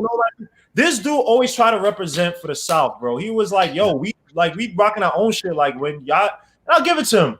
New York motherfuckers weren't rocking with everybody. I guess everybody from the South, right? So I remember when Jay-Z went down and he did the remix of High with Juvenile and shit. So Jay-Z is him and Drake have that. They feed off a lot of people. Him, Drake, Kanye West. He's an opportunist. When they were stealing Kanye West stole Young Chop's style of like, come on, these dudes be leeches, and it's like people. The thing is that I'm scared about with Nas is that, for instance, like I met a white chick years ago who worked at Mass Appeal, and she knew nothing about rap. Wow. And these are the people who writes articles about fucking rap. No, these are the people who are taking over our story, right? But that's why Fashawn is whack. He on Fashawn is on Mass Appeal, right? And you ain't heard nothing about his albums. You know what I'm saying? I don't think he's underrated. No, I don't mean whack, but I mean his stuff is not. Nas handpicked him. Nas handpicked him and held his hand throughout the process. And my man didn't put out commercially accepted stuff. You know what I'm saying? He was more focused on Dave East than Fashawn. Right. You know, Dave East is dope though. Yeah. Sorry. Hey. Not all the time, but he's dope. Not all the time, but he's dope. I like Dave East. He's not like one of my favorites. I don't think he's the second coming to Nas though, like they were trying to hype him up to be. Oh, wait a minute, second coming to who? Yes, when he first came out. When he came out, before he came out with that was it Kyrie Chanel? They hyped him up like the second coming to Nas. Oh, they did do that. Right, because he was living out in Queensbridge, and you know what I mean. So I'm like, no, he's not. I've been trying to make Ali Vegas. What's that guy's name? This is Ali Vegas. That's this somebody named Ali Vegas. What you trying to say? Yeah. Remember the rapper Ali Vegas? Yeah, I remember him. Yes. What didn't they say? Like Nas? They said him too. Yeah. Yeah, but they ain't nah. Story, man. I don't want some white hipster telling me. Literally, every white person I come to that knows about rap, they're like, Illmatic is Nas. I'm like, all right. So name me how many songs Illmatic. Life's a Bitch is like one of my favorites. But they're like those. Like these are the people who are telling a story, and I'm telling you, bro. Growing up where I grew up in Fort Greene, even though it was people they rock with the Jay-Z's over Nas, but people who like Nas, they were bumping It Was Written more than Illmatic. Like I had to. This sounds crazy. I heard all of Illmatic once I got to college. I was like, oh, okay. Like I heard songs like Life's a Bitch, always knew about it, but it was like I always loved the Mafioso. It was like Street Dreams, the remix, even though Street Dreams was on the original, was on the album. If I Was to Rule the World, I was like the only song they played on Hot 97 back in the day. Like I love that Mafioso. Then obviously my brother got me into fucking Mobb Deep and all this stuff. Then Illmatic, like I was like, all right, let me go back because like I was just listening to my own shit. Like, all right, now I listen to Illmatic. I was like, oh, this is dope, but It Was Written is still like my shit. Like I think what's not Shootout Tale? What's the other one? I Gave You Powers on it was written too, right? Yeah, that's on it. Yeah, I think so. Yeah. But you can't tell the difference between the albums because, like, no, you can tell. Like Illmatic. The reason I like Illmatic more because it sounds like he was hungry, more hungry. Yeah. In the streets, you know what I'm saying? More dirty, whatever, right? No, not just in the it was written. I love it. It was written, but it was more radio play, more like pop kind of. I was, a little bit. That was the criticism. But it was before the criticism. I was thinking that when I heard this shit though, like I was like, "Yo, what is this?" Oh no, yeah, I'm agreeing. I love it. I love it, but I'm like, "What is this?" I love it. Yeah, no, I'm saying that was the criticism back then. So like you're right. Like when it came out, people thought the same shit when it first came out. But I just got so much respect for Nas because like when he actually is hungry, I mean, he's a true artist, and we've talked about this on this show, where it's like there are artists. Stillmatic was dope. Stillmatic was dope. Stillmatic was dope. Classic. Blood of a Slave, Heart of a King. I think it was a Tracy Lattisaw sample too. Like, come on, son. Blood of a Slave, Heart of a King. Even though it was the shortest shit. Come on, son. Bro, you can't sit there and tell me you didn't hear Blood of a Slave, Heart of a King. My issue is the album. Power me, son. It's not Stillmatic classic. I love Stillmatic. I'm talking about like the albums he made after Godson. I don't care what those. I understand where y'all coming from. But let me say my defense of Nas. I'm gonna say my short defense of Nas, right? So my man had come through a thing where he saw his mama get sick and fight an illness for like 2 years and then pass away when she was his biggest supporter. And instead of my man stepping back and regrouping, he put out music. You know what I'm saying? And you can feel that somber and sorrowness in his music during that time. And so people say, man, Nas sound lazy, but it's not like he didn't care about the thing. His mind was just in a different place. You know what I'm saying? And I can appreciate that for somebody who still has their mom. You know what I'm saying? I'm like, yo, I can hear the pain in this dude verses, because it's different from when he said, you know, I can sneak a Uzi on the island in my army jacket lining. So he's not saying stuff like that. He's saying something different, like, yo, I appreciate the fact that I could patch my relationship up with my pops when he left me when I was 13. And it's too bad that my mom didn't get to see it like I wanted her to because she passed away. So it's all these things that happen in this dude's life, and he's steadily putting out music, and people said like chipping away at him, saying, you know what I'm saying, this is not Illmatic. It's not, it wasn't ever meant to be Illmatic. It wasn't supposed to be, yeah. Right. You gotta grow. Yeah. It was meant for this dude, for you to share, because he shared his world from the beginning. From it was written, because Illmatic, he shared some of the stuff, but it was mostly bravado. It was like all the dope hood producers, street producers and stuff. People had marginal success coming because they know Nas is the prodigy on Illmatic. And then on It Was Written, he started sharing his world. He like, yo, these my fans, man. I gotta bring them some. I gotta give them a piece of myself.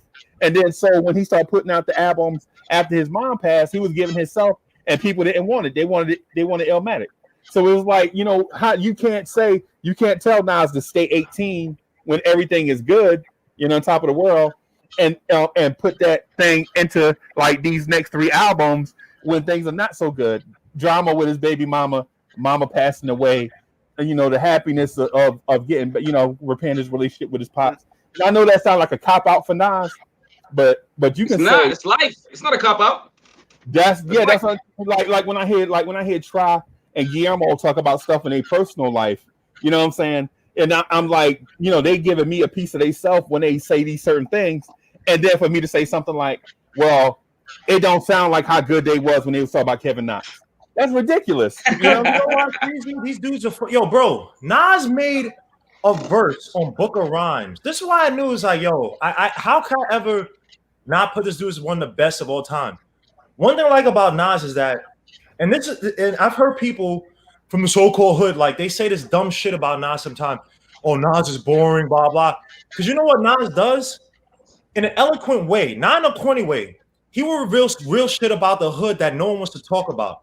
Go listen to his 3rd verse on Book of Rhymes, where this motherfucker is talking about being jealous of his own baby infant. You know how many motherfuckers in a hood, mothers and fathers, where they treat their children like shit because they're jealous of it.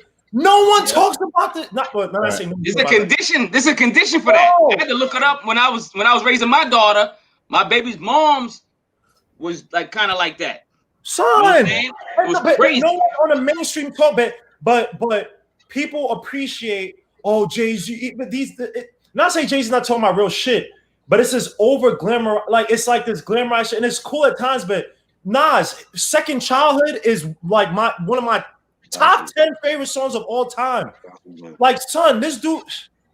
Oh my gosh! Yeah, like I just get. I got him going though. Who mentioned Nas? Though who mentioned Nas? He be saying shit, and you know what's crazy? Because my mom is a social worker, so she. When I was young, my mom's Nigerian, so they don't give a shit. She'll tell you all the shit she sees in the cases she had, and she'll tell me about these things. And it's like, all right, you see this shit. And even people we lived around, because there's people up in my building that I live at 161 South Elliott. There are people that live their Section A apartment. Even though it's a nice building, it's called William something apartment. So it's like rent control, but then there are people in Section A. So you see how some of the parents might treat their kids like. In the summer, when these young kids, these young boys, the moms will just kick them out the house, just go out, and they'll be out all day playing ball. That's how they sometimes get caught up into gangs and shit, because like their moms don't want them in the house because the mom sees the father in them, or you know what I mean. Yeah. They have that vitriol still in their heart again. And Nas was talking about when he said jealous of my own baby infant. Damn, like it's like, and then people in the hood be like, oh, that's cool. Nas be saying a whole lot of nothing. But these I was jealous of my infant too. I was jealous of my daughter. They'll listen to a Migos. They'll listen to a Meg Thee Stallion talk about twerking and squirting and shooting up all this crap. But when Nas is talking, and they'll sit here and they'll say, oh, and I'm not shitting on but they'll say, oh, people don't care about black people. But I'm like, Nas was talking about deep shit, and y'all sitting here talking about he's whack. Go listen to Second Childhood, bro. She's a son. He's a move. Whatever the third part. Talking about the mom like having a child. Even fuck that. Go to the song. Even though he released it on the Lost Tapes too. I still like the original version. I just like the song that kind of The World. The World. So you gonna tell me that shit ain't hard where he's with the chick. He picks up a chick. He tries to fix up to be a queen. And then the son, the son from the other father, she treats him like shit, calling him blackie or darky or whatever. And he's like, I don't respect that shit. And the foundation crumbles because it's like I try to make her a queen, and that shit. There's too many issues in life. I can't do it. Nas be saying shit like yo, like okay, listen, y'all Nas fans, right? I'm a Nas fan too. Have y'all read Eric was it Eric Dyson? Eric Michael Dyson? Michael, is it Michael? Michael Eric Dyson. Michael Eric Dyson. You read this book about Nas? Nah. What? Y'all Nas? Hang up your Nas fans, though. Hey, whatever you got on, man. Hang up your Nas draws, nigga. Hey, he's reinforcing stereotypes. He's a Jay-Z fan, though. I can't rock with him. He's like, yo, Jay-Z's a great song. I'm like, all right. Shut your ass up, bro. Yeah. I got respect for Jay-Z. I mean, like, Can't Knock the Hustle was one of the first songs where it's like, I was like, nah, this dude is good. Like the black and white video, the limo blowing up with the fake fire effects and shit.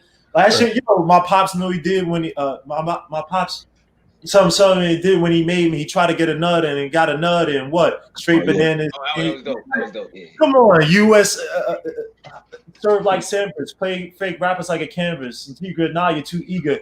You ain't having it, good. Me neither. Let's get together and make this whole world. But like, I can't like Jay-Z is. Look, I will never say Jay-Z's not one of the top, but Nas sometimes he speaks to the world, something in you, like he speaks to your heart, your soul. You know what I'm saying? Yeah, it's like it taps into your intellect, bro. And I hate the fact that black people, us people, like not saying you have to follow these guys. Oh, he's our leader, but I just hate the fact that people saw Nas and they took things that, like, you know, even though DJ Vlad came out years later saying it, but people always like, oh, he has white beats or that stuff, and it's like, but are you listening to what he's saying?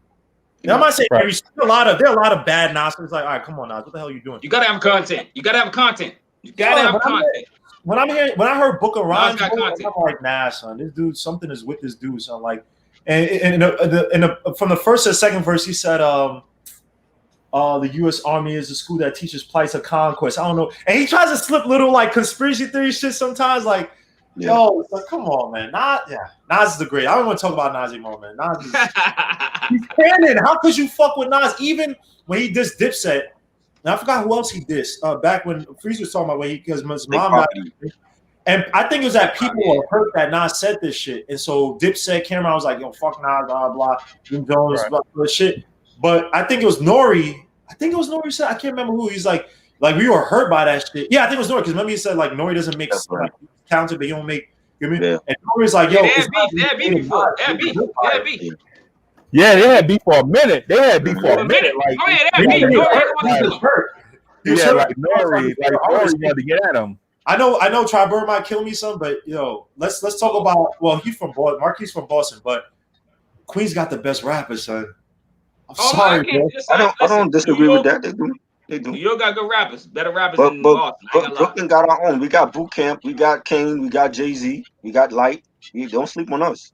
No, I'm not sleeping because I feel like a traitor. The Queens rapper, the flow was just beautiful. Like, come on, man. Like, even Noriega, like in Blood Money, like I know he ain't talking about shit, but like when he said, "Yo, I don't even drink like that. I sell crack." Like, it's ignorant, but like the way he be putting shit is like, all right, yo, this shit is. And then Mob Deep. Hey, Marquise, I'm from Jersey, so I say New York rappers. I say New York rappers. Jersey had haters too, man. Jersey had Redman, like, and I'll say Redman dope. Naughty by nature.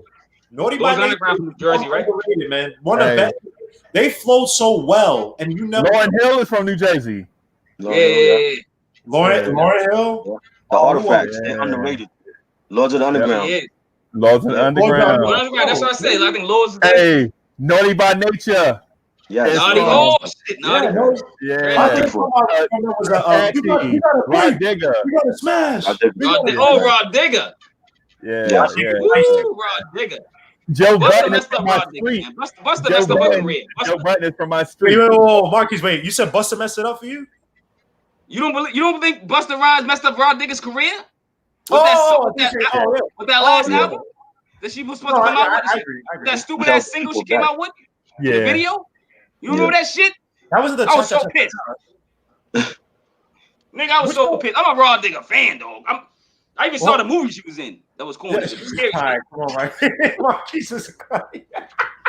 Stop playing, though. I love Rod Digger. Rod Digger's one of the top female MCs. I love Rod Digger. I love Rod Digger as MC. I do. So put like this: do you think that Busta Rhymes messed up Papoose' career? Yep. All right, cool. Because at least the first album, like I would say no, because I forget how he was affiliated with him. He was down like that. Yes, he was signed to them. He signed like $1 million deal with Flip Mode. He was supposed to come out with Nasarina. Yeah. Nasarina, right. And he did because I just don't Law Library, son. Law Library 1 to like 4. Them shits were tough, son. Papoose, and I remember in college, I was either. I like Papoose. Yeah. I was arguing with people that Papoose was better than Lil Wayne, and when Busta Rhymes fucked up his shit, I was like, "Fuck." There get your argument down the drain. I don't know about all that. Yo, you know what's funny though? Hold on, Marquise. I'm sorry. Hold on. I'm okay. This one I like my Tri-Bird. Tri-Bird be trying to act like he's deep down with this rap shit, but then he be liking some trash shit. And then Weezy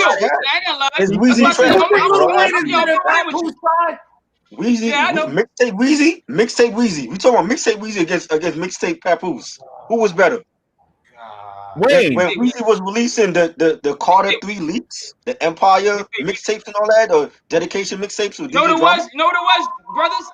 Weezy had, I keep telling people about the aura of hip hop. It's not just the voice, it's not just the flow, it's a lot of things that go in, you know what I mean? That fix that formula. And Weezy had it at that time with the mixtape. Right. He did. Weezy was big here in New York. We never bumped Weezy before the Carter. Like, we wasn't bumping all that woody shit he was saying. Like, the 06, when he started dropping those fire mixtapes, that's when New York started. He really got popular because of us. Like, the South could have denied all they want. Like, he blew up because of New York, those New York mixtapes. Those mixtapes, yeah. Yeah, you know what I'm saying? Like, he was big here. Like, I wasn't bumping Weezy before the Carter. And when the Carter 2 and 3 came out, that's when I became a fan of his. But before then, I wasn't bumping. I tried it, like, I tried to get into Weezy, bro. Like I tried to so badly. He had a run. Like not even the last album, like I said, huh?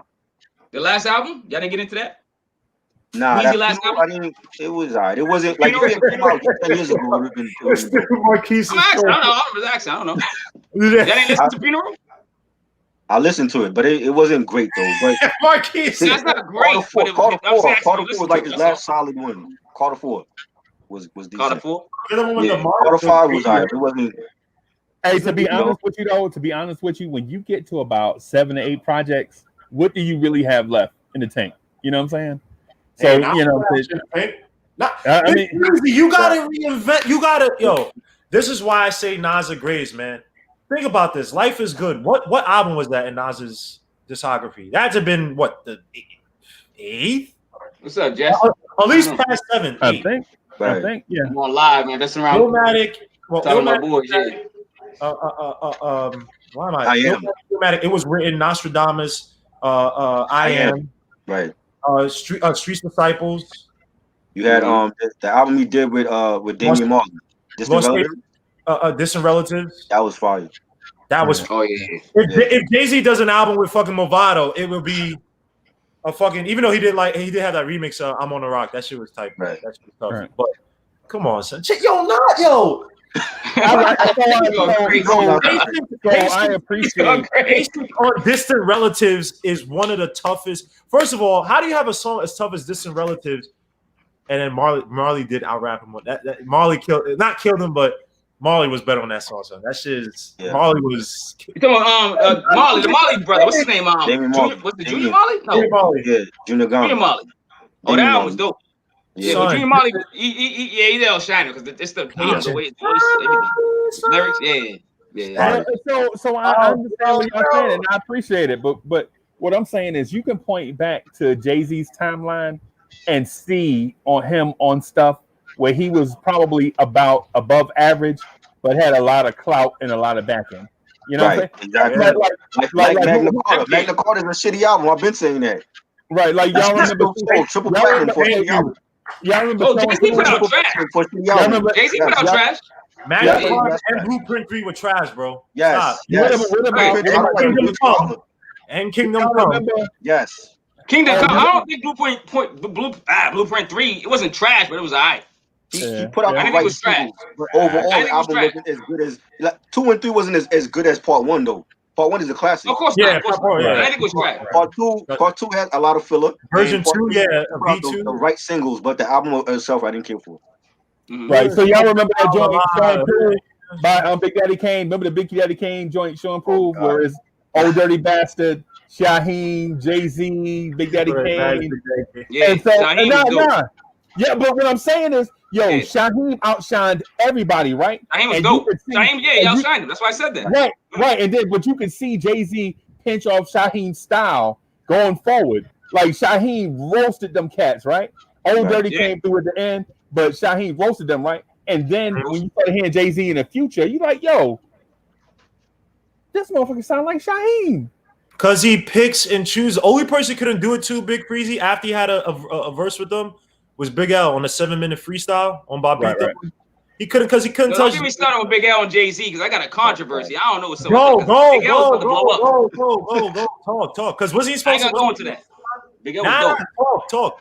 Because I don't want to hear be on some other chats where people are comparing cannabis to Big L. Yep. Saying that cannabis. Who's doing that? Try. If you was there, who's doing that? Triborough? Yo, no, not me. No. You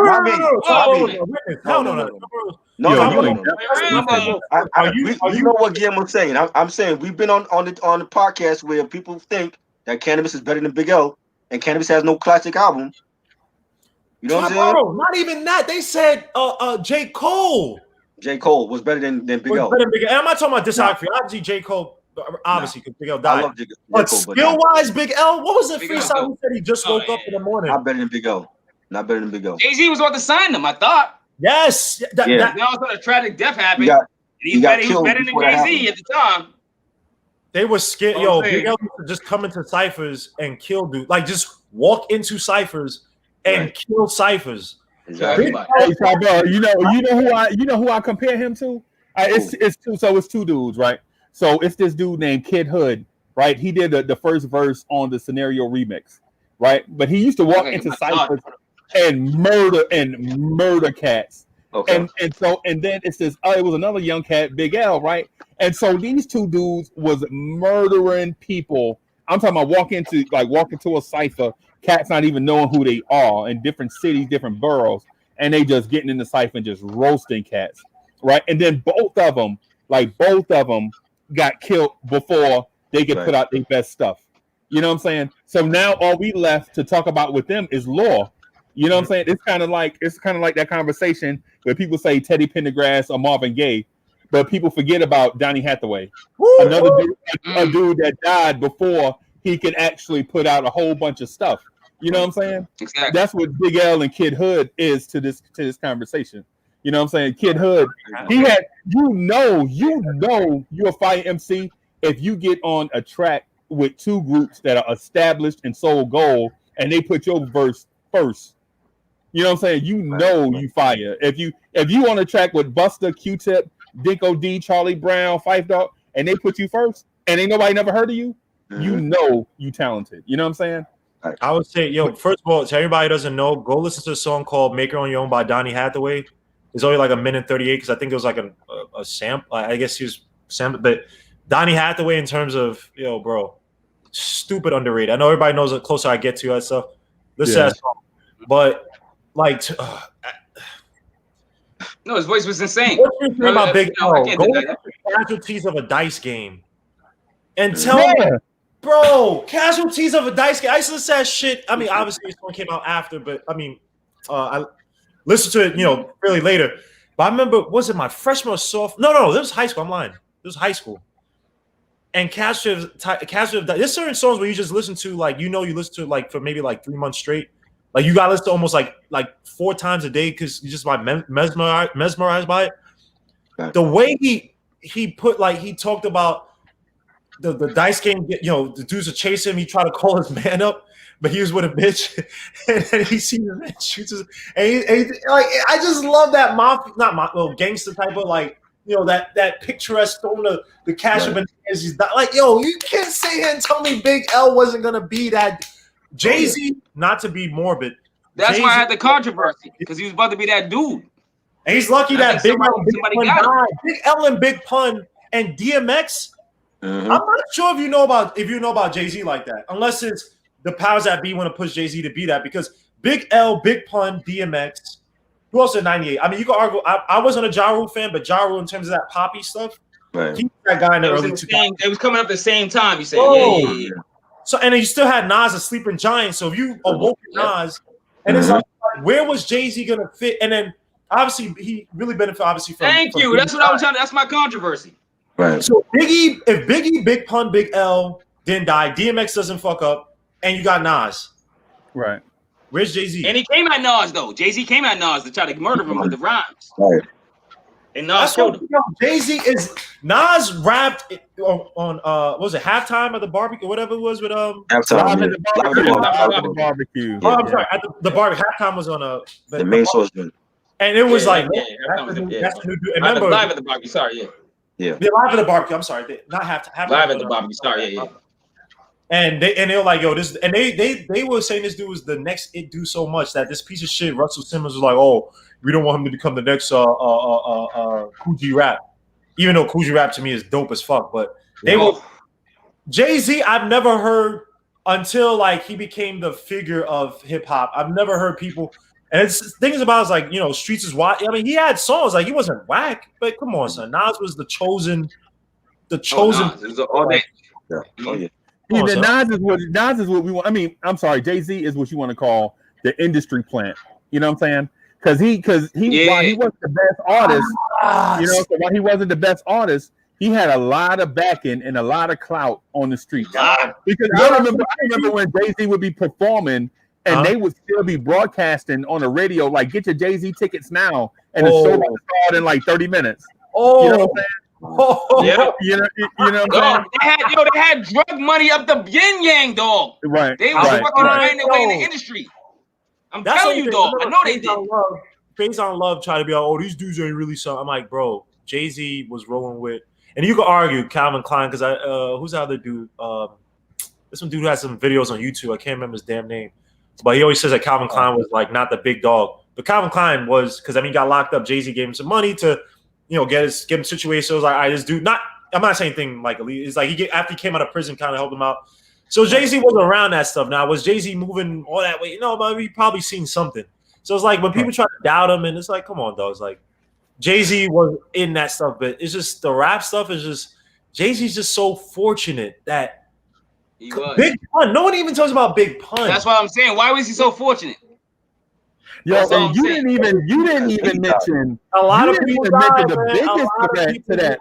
The biggest threat to all those dudes that you said that passed away was Tupac, and he was on another coast. No. He said Biggie already. He said Biggie. Oh, yeah, I said Biggie. Pun. Yeah, he said so. He named the cat from New York, but he didn't even mention Tupac. You know what I'm saying? If Tupac was still alive. Oh yeah, that's like yeah. Yeah, you know what I'm saying? You talking about like the U.S. versus China would have been Tupac, Biggie, Brockham versus Jay-Z. It would be like, Kosovo fighting, in Europe.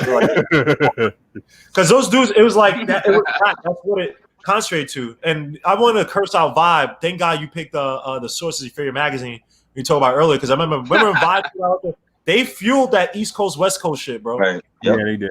They did. That it's and when you look back on it, when you listen to like Gene Deal and all that stuff, and it's just like all this shit was so fucking preventable, so easily preventable, bro. That these guys like, come on, man, like, But they found a bully though, so they found them a bully, somebody that can deliver the message for them, just to sell papers. Because Suge Knight came to New York to strong arm Diddy, him and his man, and Suge Knight man got killed. And so Suge Knight went back to the West Coast, realizing he can't just, strong arm Diddy. But at the same time, right, exactly. You could do that on the West Coast, but you can't do that here. But what happened is Diddy served a message to them, like not only is he not going to be bullied from by Suge Knight, but nobody, West Coast, New York, anybody, like Bad Boy is here, to stay basically. But in that thing though, they was throwing fuel on the fire. Like Diddy didn't do anything to nobody but defend himself, right? Suge Knight, the one that came with his best goon to New York, and his goon got killed. You know what I'm saying? That thing had nothing to do with Diddy. You know what I'm saying? And then Wolf got involved, and Wolf got Yeah, but you gotta do what you gotta do. You know what I'm saying? Can I ask you a question on that, Freezie, and to all y'all? And this goes back to music. Do you think that New York rap fell off because, and it sounds ignorant, but all of our criminal foundation fell off because New York, Giuliani cleaned that shit the fuck up. Right. And ever since then, you can argue that even though early 2000s and then mid 2000s, do you think that criminal element? Because back in the day, you had guys like King Tut, Haitian Jack, all these gangsters, Eve Moneybags, and they kind of fueled that foundation for which like all these guys can rap about and talk about. Right. And I feel like once that criminal element went down, New York became one of the safest big cities in the U.S. Our rap kind of like, right? Is that a crazy theory? No, I don't think that's crazy at all. It's a good observation. I think that's Chicago. I'm not a Chicago drill, but they all have their own unique stuff, and it's like you hear Pop Smoke and Fabio, and they sound like the UK drill shit. We don't have a pure New York sound.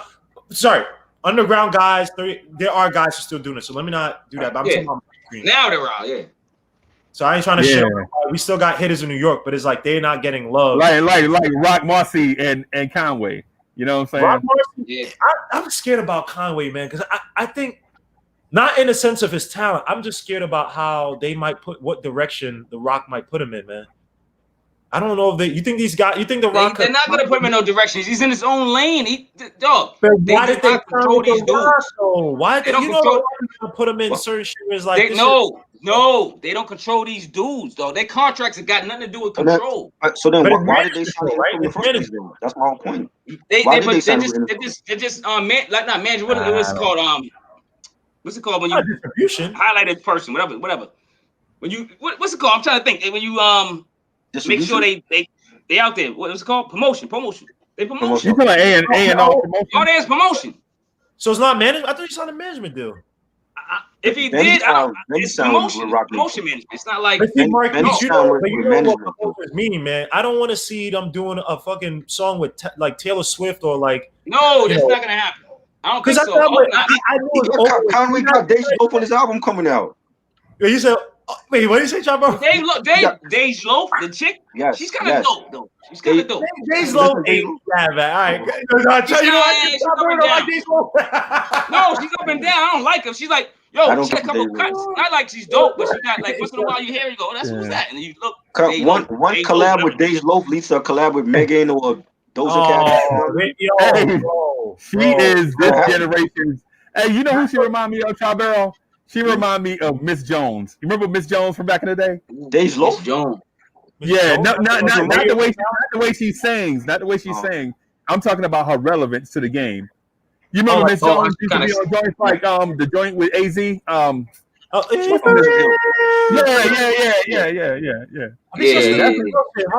she kind of remind me of. In terms of relevancy, you know what I'm saying? Right. So I don't want to see, because this is the thing about it. It's like, I don't understand why these rappers who are building their own lane. You got COVID, so even these, because what these big artists do, they're not big with the people per se automatically. They have these machines that's why Coachella, that's why all these South by Southwest that used to be dominated by underground artists. The big artists, they have to take over these things because they're not like, no one gives a fuck about them. How many times can you sit there and say and manipulate the numbers and say, yeah, Jay-Z went platinum because if we're gonna come out with a new Samsung phone and it's gonna have the Jay-Z album on there, which is how they got it for Magna Carta. Oh, they forced that shit. Yeah, they're not selling. They're not. People don't give up. So the labels don't want to keep putting money to create this fake image to try to draw people in, and the underground artists get pushed out. So it's like these motherfuckers. It's a dirty fucking game where like these younger you know what artists. It is? People like us, we gotta just keep spreading the word. I agree. That's why And shout out to my man Triborough too for creating a platform where we can stand up and do the exact same thing that you just mentioned. Platform where Triborough could come here and embarrass us with his knowledge, man. He's like, you made an album in that leap year. Hey, he wrong as hell about 2 Chainz, but he right about a lot of other stuff. No. I heard an argument with a dude about 2 Chainz being a rap god. Like, really? No, we ain't saying rap god now. Yo, rap god is going too far. You said 2 Chainz won? No. Well, 2 Chainz won. Is that what's going on? It was. I think. The battle was boring though. It was a boring battle. Terrible.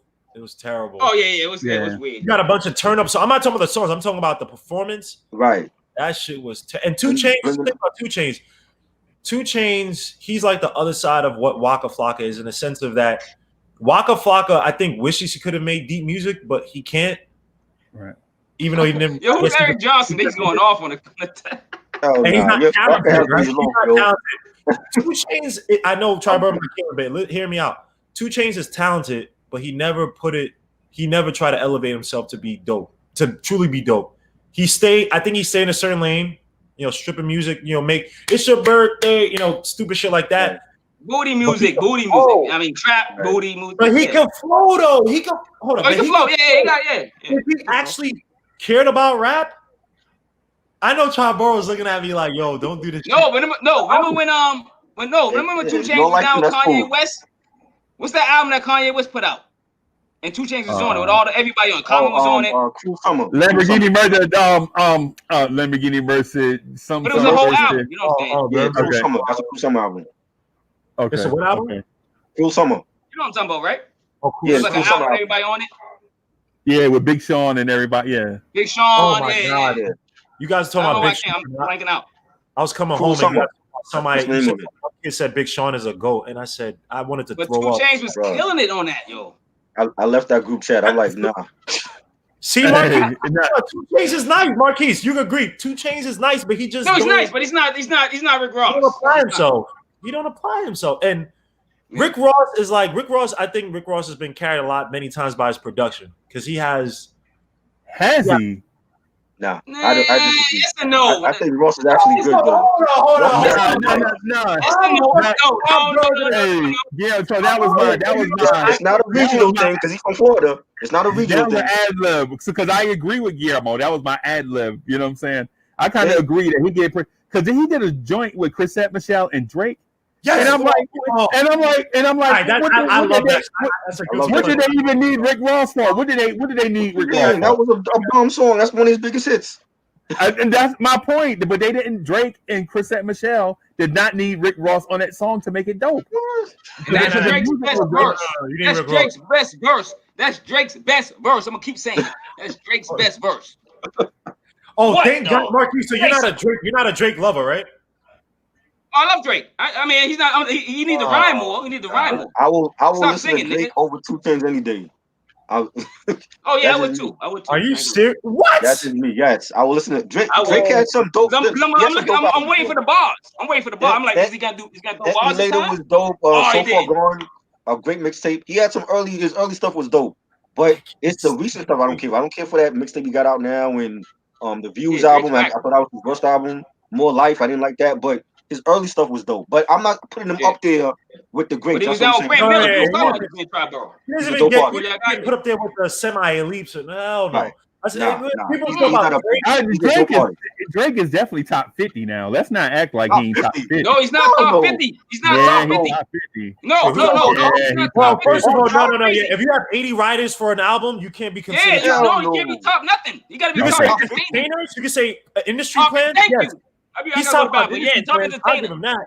Freezie, you really just said that top 50? My man said, "Do I ever come up for discussion over double pump lattes and low fat muffins?" No. Top 50. I mean, is that not a good? Are we excluding rappers like Corrupt and Evidence? Yeah. Oh, yeah. Are you serious? Top 50? And Mono Technique, and I know. They're all better than Drake. What are you talking about? I know you're gonna say all these dudes, Cannabis. You know, Rebel INS, all these dudes. The same way we knew, like the same way when MC Hammer was out and Vanilla Ice, we knew what they was. MC Hammer was dope, but we wasn't putting them in the same sentence with Kane and Rakim. You know what I'm saying? No, like Drake is dope for what he do, but he's not Mount Rushmore, not to me at least. If you took out the album sales, right, and you took out the industry push for Drake, would you think Drake is a top 50 rapper, Freezie? Nope. I'm not coming at Big Freezie. I just feel like when we look at Drake has gotten so much a push. Like literally, if I took Triborough and I put him in a room, right, no windows, and I just played 2 Chainz for 50 years, at one point he's gonna say 2 Chainz is his favorite rapper. Right. Give me the knife. I'm just saying, Drake. A lot of people like Drake because he's like the main thing playing. The same thing with like when they try to compare J. Cole and K. Dot to guys in the 90s. It's like, well, K. Dot and J. Cole are literally the so-called only mainstream, so-called conscious type of rappers. If you put them back in the 90s, you think they're messing with like, nope. Like I want to say. What about OC? Remember OC? Yes. You know what I'm saying? Is J. Cole better than OC? If you put him back in the 90s. OC's first album? I think he's underrated though. Classic. Yeah, that's a classic. Is he better than Sean Price? Hell no. You said put him back in the 90s. You said put him back in the 90s, right? That's what I'm saying. Sean Price still better than him. Right. That's what I'm saying. So I mean, I think we just got to look at it in context, like what Guillermo was saying. I mean, and I'm not agreeing just to be agreeable, but if you match, just take him from his time and put him back in that time. I can't see him being better than Big Pun. He's not better than Big Pun. And I said this before. This generation need to take time and spend years with the artist discography before you start putting them in the same category with Rakim and Nas and Kool G Rap. They don't do that. Everything now is instant. They want instant gratification. They want an instant classic. It wasn't like that back in the day. When Cuban Link came out, we wasn't saying the day it dropped, it's a classic. You have to sit for decades with that album. And they don't this generation, they don't know what it is to have a classic because they wasn't born during that era. We was. So we know what to look forward to. We know what a classic sounds like. When they have an album like Damn come out, an hour later they say, "Oh, it's a classic. It's right up there with Illmatic." No, it's not. Right. They say that, but they put that out before the album come out. They're like, yo, this is instant classic. Yo, you gotta count this. But the thing is, so we came up, and I hate telling this story again and again, but we came up, we knew who could rap and who couldn't. Like, what were they talking about? Did it have poetic value? Did it have relevance to your daily life? Were they a technician? Did they know how to spit words in between these, in between these lines in order to make the first, second, third, and fourth line of what they just said be relevant to each other? And did it rhyme? You know what I'm saying? Now cats don't even try to rhyme. They say something and then ad-lib over it. You know what I'm saying? There's no rhyming to it. You know what I'm saying? Or no poetic value to it. Like, I just watched the Woo video again, trying to like it. With Pop Smoke, 50 Cent, and Roddy Ricch. Right. And I was like, yo, I'm trying to like this joint because of Pop Smoke, right? But I'm like, no. They you don't have to like it, though. Don't like it. Don't like it. No, but I mean, and I appreciate you being an honest hip hop person. You know what I'm saying? But for nowadays, though, if you dislike anything in hip hop, you were called a hater. A hater, exactly. You know what I'm saying? That's another problem with this generation. Yo, call me Marquis Hater Walker then. Guess what? I'm gonna tell you the goddamn. That's another problem with this generation. You see what Wacker just said? You see what he said about Good Kid? Now that's what I'm talking about. Like, with those albums, you got to come back when you're 40 years old and tell me if those albums are classic with Illmatic and Ready to Die. That's what I'm talking about. Thank you. Right. No, but I'm not putting them up there near classic. Right. So I'll give you my example, right? So I listened to, about 3 years ago, I bought a few songs off Travis Scott album. Astro World, I believe it was. Yeah, Astro World. So I bought a few joints off there. And the reason why I said, yo, I'm gonna buy one joint at a time. And I'm gonna buy it, I'm gonna do the preview on Apple, right? And then if I like it, I'll go back out there and might buy another. You know what I'm saying? So I did it like that. I wound up buying like 5 songs or whatever. Okay. Was I ready to buy the whole album? No, because at the same time I bought this joint, Views from the Six. Y'all remember that? Yes. You say it again? The Drake joint. The Drake joint. Oh, Drake. Okay, yeah. Okay. I was like, yo, I'm gonna buy this whole joint. I bought it, and then I was you didn't like it, right? No, I didn't like it, and now I'm mad. Now I'm mad that I spent that $15. You know what I'm saying? Yeah. Now I got it. It's in my phone. It's in my phone. I save it in case I want to sample something, or you know what I mean. But the thing is though is our hip hoppers these days, man, they expect us to love everything that they love. It's like it's like your granddaddy Cadillac. Your granddaddy drove that Cadillac once a week. He washed it, made sure the oil was changed. He drove it on Sundays to church, right? That's hip hop. You're right. And inside was kill you when you touch it, right? And he didn't smoke in it. But then when grandson get it, the first thing he do is put candy paint on it, put rims in there, put a system in it. Right. And his baby mama got 3 car seats on the back seat. You know what I'm saying? Tito's all over the floorboard. You know what I'm saying? We got to treat these things different. You love the cat that got the caddy now. He loved the caddy because it served a purpose, but he don't treat it the same way his granddaddy treated it. And that's where me and Tribal are coming from. It's like we can't say everything is a classic. Right. Everybody's not a dope MC. Everything we hear is not going to be good. Exactly. You know what I'm saying? Okay. So, but we have to keep it in perspective. We got to say, hey, man. It was a solid album. That's it. Right. Yeah. I'm not going to say, oh, this is better than Wanted, Dead or Alive. Nah. Right. I'm not getting ready to say Astro World. I'm going to take Paid in Full out just so I can play Astro World. Exactly. No. Exactly. You did that, you better hang up right now, goddammit. Hang up 10 years. 10 years, come back and then we have this conversation again. Right. Yeah. But to Chopper point though, people will see us say this in the chat, and the first thing they say is we hating for no particular reason. Me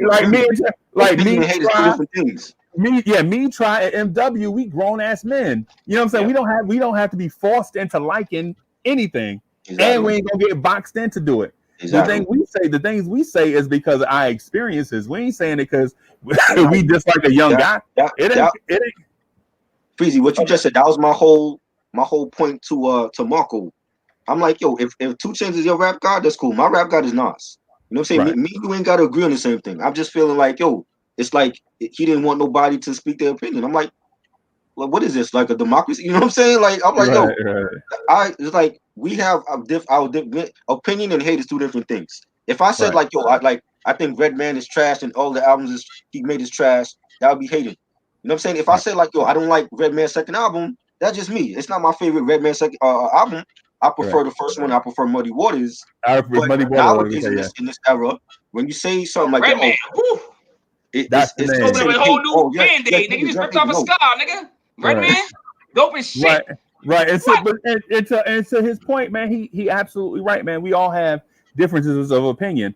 And to clear that up, we also say when we were their age, it was whack rappers out then. You know what I'm saying? It was right before they came on. Yeah, we was talking about whack rappers in every era. It was more talent than whack. That's what I'm saying. Like this thing is more whack than talent. That's what I'm saying. Yeah, it was right. You know what I'm saying? But back then you had to earn your spot. Right. You know what I'm saying? Like, yeah, we had our whack, people here and there, but the majority of it was all fire. Right. So there was definitely some trash, especially dudes on the street trying to get on. You know what I'm saying? Oh, yeah, hey, matter of fact, you ever saw that video, The Formula by DLC?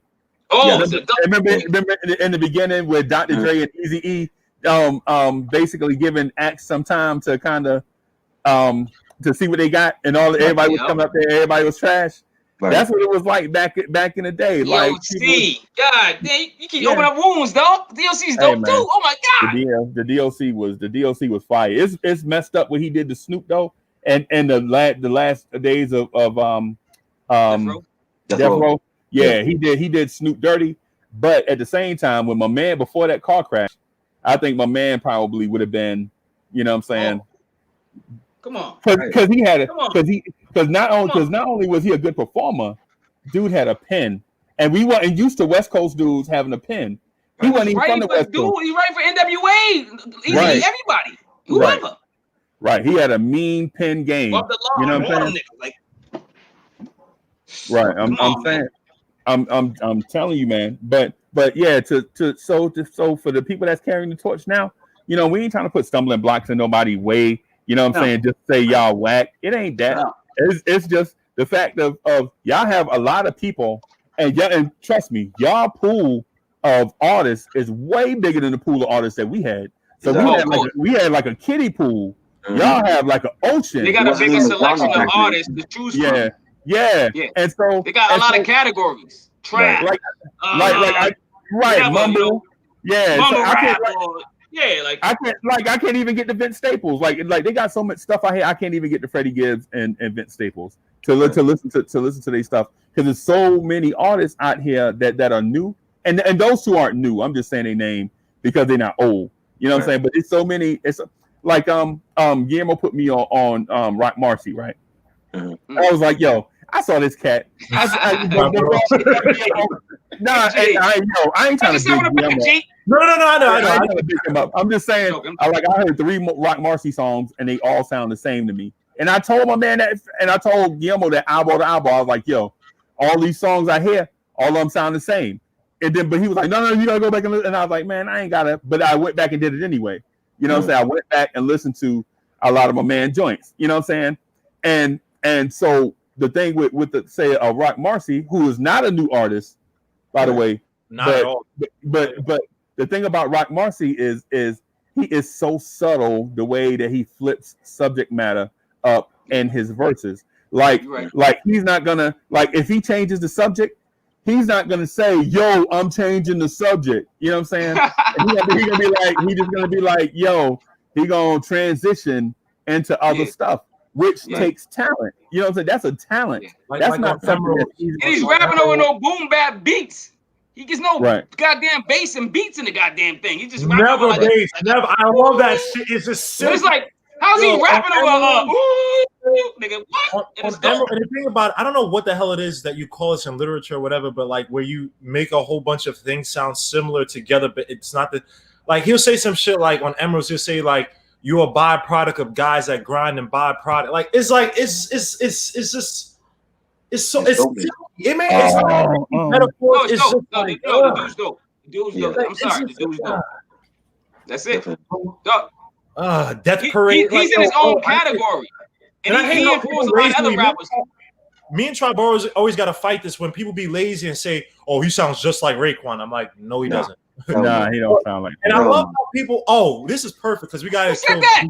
You saw the stink face. Who said that? On the other different people that come in and say shit like that. They'll just say some shit like, "Oh, he sounds just like Raekwon." I'm like, bro, Raekwon. Yeah, like Westside sound like Thank you. Now we get on Big Freezie because I heard you just said Westside. Yes. Big Freezie started to sit on Westside. What do you feel about Westside Gun, Marquise? I think Westside's voice is irritating, but he's a. Hold on. Let me finish. Oh shit. I think he's original in his own lane. He has his own lane. He has his own style. So once in a while, he surprised me, and I love the song or the verse or whatever it is. He knows how to put together music, and he knows how to. He's like he's about to retire because he knows he's not the best lyricist, so he knows he needs to play the back, and then once in a while throw a verse out. He knows Westside Gun know what he's doing. He's the general. If I had one life preserver to save him or Waka Flocka, I'm walking straight over to Waka Flocka and throwing it over to him. Whoa! You would say wait. You would say Waka Flocka over Westside Gun? Yes. You're bugging. No! Westside Gun is trash. Oh my god.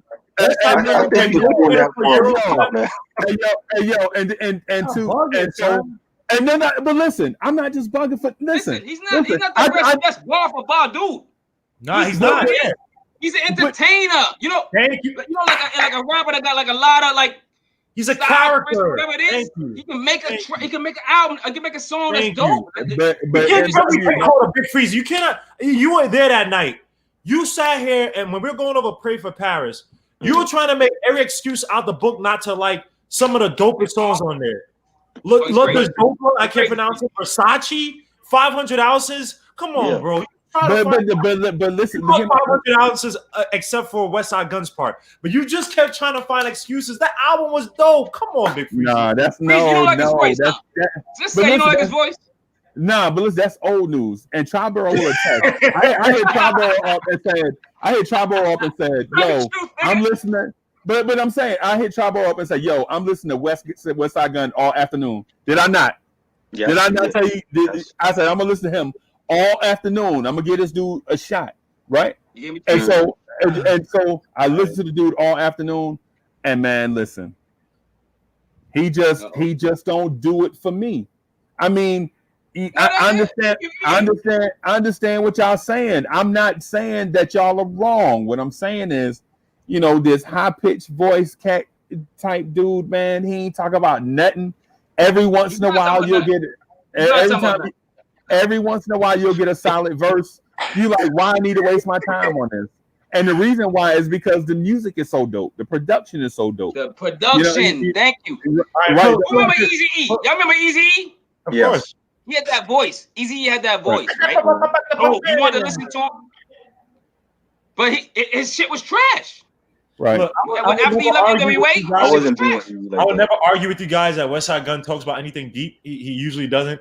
But sometimes he'll say something about jail shit, like when he's on Versace, where he's talking about his man still being locked up and how he is sad shit when he looks at his family, I think his wife or his daughter's picture, and like he says, Inshallah, God willing, that he's never gonna go back to that and shit. I mean, he'll say some shit. Sometimes he says some shit. 90% he's just talking about coke and drugs and Versace shit. But sometimes he says some shit. I understand what you're saying, but I can't spend $15 and get $3 worth of talent. You know what I'm saying? That's what I'm saying. Okay, I got title. Okay, all right, hold on. Who do you give a light vote to? Westside Gun or Pop Smoke? Because Pop Smoke does not say anything deep, but the way he'll put albums and shit together with the beat, Westside Gun. He creates something. Westside Gun does the same shit, and you don't give him no credit. What? No, listen, I'm giving him credit. I say production. I give the Westside Gun. I give them like the Westside Gun. Pop Smoke does the same shit. He'll say, and it's affiliate. he'll do a bunch of rest in peace, but he'll do a bunch of ad-libs where he's I like the way the shit. I just think West Side Gun is Biz Markie. That's just what it is.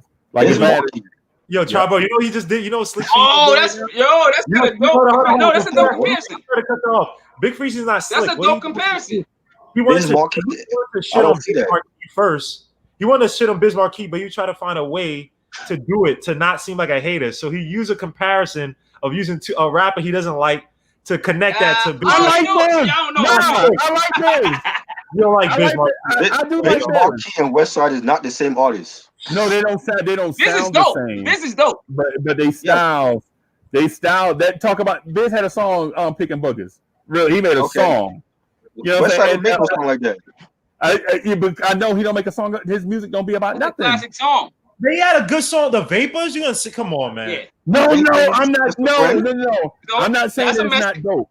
I'm not saying nobody beats the Biz classic. Biz has got like 20 songs that are dope. You know what I'm saying? He even got one where he's singing on it. You know what I'm saying? I mean, Biz makes dope stuff. And y'all say West Side Gun. Y'all say West Side Gun makes dope stuff. You know what I'm saying? I haven't heard Westside really actually sing on anything like Biz Markie though. Right. You know what I'm saying? And he's not about to wear like wigs and cosplay like His how voice is a song.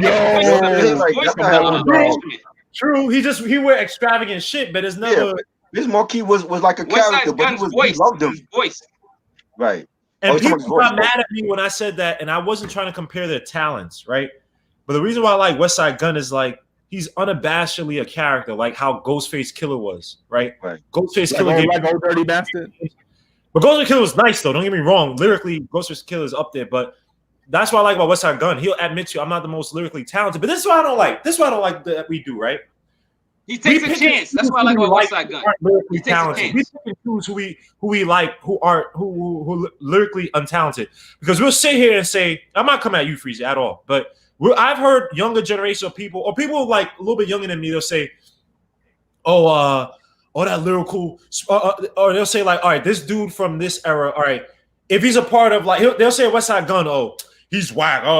But the people they listen to, because they're popular and they're doing a UK drill shit, who are 10 times worse and say absolutely nothing. They literally use. I've never seen people in this generation use an ad-lib as like lyrics. Like when you look up the lyrics, it's not verse and then ad-lib. It's verse. It's like verse, ad-lib, and that's like, come on, bro. A person on a beat talking about.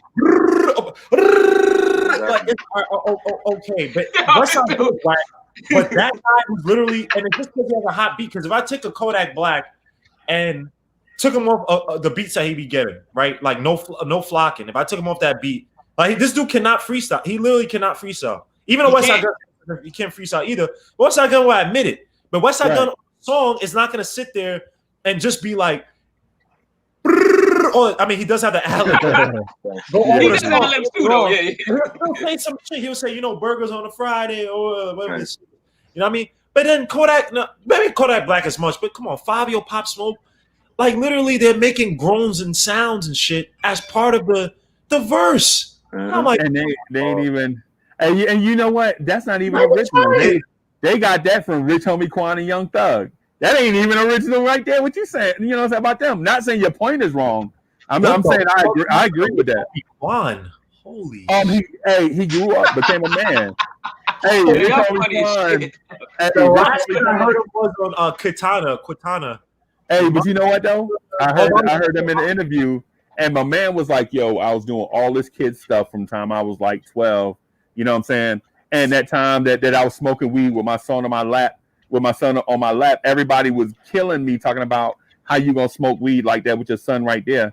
And he was like, he didn't even take it as hate. He was taking it as real adults talking to another adult about doing the right thing. It kind of set him on this path of trying to be a grown man instead of going to jail every 2 years. You know what I'm saying? You know that sounds like Freezie? The record labels didn't want to push out my whack album, and so I had to act like I wanted to grow up. I love when these rappers when they're in their prime and they don't get the push, then they're like, yeah, I had to grow up, I had to do this. It's like, dogs, you just weren't getting the push anymore, which is unfortunate. But I mean, come on, man. Let's be honest. I'm pretty sure he's still smoking weed. The budget went low. The budget went down. The budget. Thank you, Marquise. The budget. Excuse me. We gotta push this terrible album back a few. Right, but to your point about Westside Gun though. If you watch the Drink Champs with Waka Flocka on it, Waka Flocka said the same exact stuff that Westside Gun says. Like, yo, I'm actually a hustler getting out here making this money.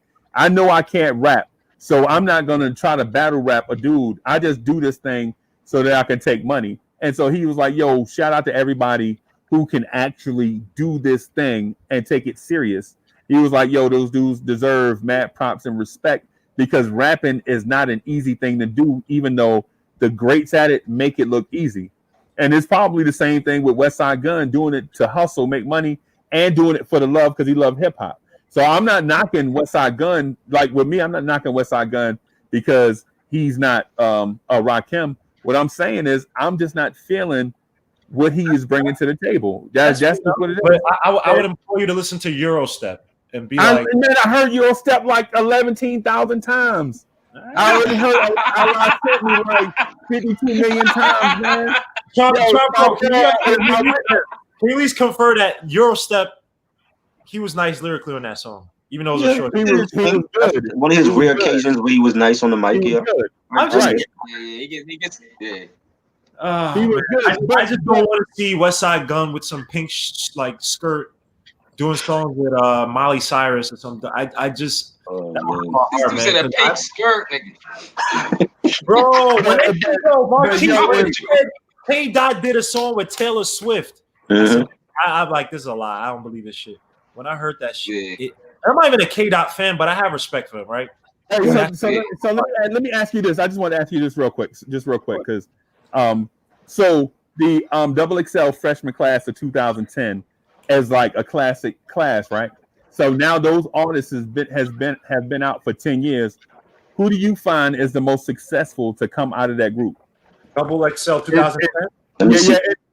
Yeah. And so you can maybe look that up. Who's on there? Yeah. I gotta see that. It was the freshman 10. It was J. Cole, Pill, Nipsey Hussle, Wiz Khalifa, OJ the Deuce Man, Freddie Gibbs, Big Sean, J Rock, Fayshawn, Donis. Fashawn Donis. Well, no, that's two people though. Fashawn and Donis is from Atlanta. Wait, was Fayshawn a dude they played the song on Front Stoop? Oh, I don't know. No, he signed a Mass Appeal. What do you need with the Front Stoop? My bad. Yeah. So out of this whole class, who's the best one? I mean, Cole. And I just want to add two more people that got invited, but they turned it down. So Nicki Minaj and Drake was supposed to be in that same class, but they turned it down. But they was already popping though. Right? Remember? No. Yeah. Drake was popping. Nicki Minaj's thing didn't come out until after that freshman class thing. But they already had her. Little Kim was working with her to make her famous. So right, yeah. So I thought West Side was working with the Fendi. I thought Fendi was the one that brought her up. That was her man. They flew Little Kim in. They flew Little Kim in to work with her. Doing that. Waka Flocka mom was working with her at the time. No. That's what it was. Fendi, Waka Flocka's mom stole her from Fendi. Like Fendi was the one that was right. Like it was Fendi. Fendi lost because she had Nicki Minaj, French Montana, and Gucci Mane all at the same time. So. What about the so in my mind, I'm thinking like, is it Big Sean and Wiz Khalifa? No. Hell no. No, you got hell no. Big J. Cole.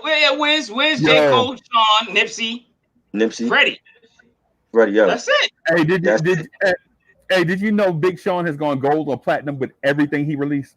Everything. I know that. Like, he's an industry fan. He's an industry fan, bro. He's in the game. They got him in the game. They quit praising Big Sean like he's the GOAT. I'm like, are you serious? No, he did not. I've never heard of Big Sean being considered like. I never heard that. I thought he's like a I don't know, say quirky rap. He's kind of like I don't know what the fuck he is. He's just there. I don't really. I always felt like Rocks in this. he was like the Midwest version of Fabulous. That's what he was. Watered down Fab. I don't even want to. Watered down Fab. Yes. But you know who I compare him to? Yo, don't bring up my boy Fab's name, dog. No. I ain't talking about Fab. That's why I'm gonna go crazy. No, I'm saying, but if you look at like the linear progression of an artist, I think Big Sean is probably more like a Common to a Notorious B.I.G. to a Biggie and Nas. Big Sean in the same sentence with Common? Are you serious? Yes. What album do Big Sean have that's like Water for Chocolate? I don't know if it's even. What about Can I Borrow $1 when he was Common Sense? Nah, that wasn't no classic album. It wasn't classic. No, it wasn't classic. Nah. Nope. He's a classic album. I like the album. The album. So that's your personal classic. I'm saying for Big Sean. I'm not saying it's a classic, dog. I'm saying I like the album. I'm not saying it's a classic. Oh, I'm saying for Big Sean, what classic album does he have that could compete with any of those Common classic albums? I'm going by the numbers. I'm going by the numbers. The numbers lie though. The numbers say he's better than Freezie getting paid, dog. Freezie getting paid by the industry. Get him off. Freezie off, yo. Country Grammar with Diamond. Is that a classic of all time? You putting up there that with Illmatic because it went diamond? Shaggy went diamond. Is he one of the best reggae artists ever? No. It wasn't me. But I'm not comparing them. No, I'm saying I'm drawing the comparison between Common and Big Sean. You know what I'm saying? Doesn't have any classics though. Big Sean is not no. I don't understand how people can even say Common have no classics, but Big Sean is the GOAT. I don't even know. I don't get that either. I don't understand that either. I don't know where people get Big Sean. Even if you're a younger generation, where in Big Sean's catalog where you're just like, yo, these albums can compete with exactly whoever. I like how is it because Big Sean is like slowly become not older, but he's like when you were a kid, you remember Big Sean songs, but it's like even there were people in our group that they made legendary songs, but their albums were shit, and we never say, oh, he's a legend or he's one of the GOATs. It's like he had a Black Rob had one of the most addictive songs I've heard as a kid. He would never be considered as a top 50 rapper. I'll kill you. Remember that one? Oh, you don't want to play around. You don't want to play around. That's my shit. I like that over Whoa. You know what song I like too? Remember, I love you, baby. Yes. Yeah. Yep. That beat. I need to find that beat. You know what's crazy? You know who did that beat, right? Havoc did that beat, right? Havoc. Yeah, Havoc did the beat. Hold on. Let me tell you. Havoc did the beat, and I think he had lost the DAT tape or whatever, and he had to go back and do it over. But he never got no credit for that beat. From No Way Out. What? Yes, Havoc did that beat. Yes, Havoc did that beat. Yeah. Yo, he about to do an album with fucking Method Man. Method Man, yeah. The Dirty P joint. I want to hear that. Yo, Meth better not mess this up, yo. Wait, Havoc did an album with Method Man? Yes, yeah. It's probably made already. They ain't put it out yet. They ain't put it out yet. Meth better not mess this up, though. Where does Havoc fall in the top producers? He don't get a lot. He don't get enough. You don't get a lot of credit. Is he top 50? Yes. Yeah, definitely. He's probably top 20. He's probably top 20. All right, give me 20 producers. Give me 20 producers all the time. So, Jay Dilla, Premier, Pete Rock, Alchemist, Madlib, Kanye West, DJ Premier. I said Premier. Oh, okay. DJ Drama. Yes. What's that Drama? He's from the South. He's from the South. He doesn't know any better. He's from the South. Man, come on, man. I'm from New Jersey, man. I know you're from New York. I'm only. You gotta respect the South too. I know. Yeah. Well, let's go. Well, I can't think of any producers from. Dr. Dre. What the hell's wrong with me, Dr. Dre? Oh, Dre, yeah. Whoa, no. What about Dre's other people that this other dude? What's the other dudes that work with Dre? Mailman. Hitman. Mailman, Hitman. All them niggas was man in the title, nigga. Oh, so y'all ain't gonna give Manny Fresh no love. Oh no, Manny Fresh. I give respect. Well, let's see where the list comes out. I'm not sure about top 20, but I'll give him respect. Manny Fresh is not in the top 20. I want to see the top 50. This is Top 50. Would you guys say DJ Quick? I'm not saying Right. 20. DJ DJ Quick. Yeah, Oh, Quick, quick, definitely, nigga. definitely Come Quick. on. DJ Yeah. Quick. I'm at 10 right now. I'm at 10. Yes. Quick So is give me top the 10. next 10 then. So I said Yes. DJ Quick. Diamond D, Lord Finesse, Diamond D. Showbiz, Oh, the Beat Diamond Miners, the D, Peanut. nigga. What?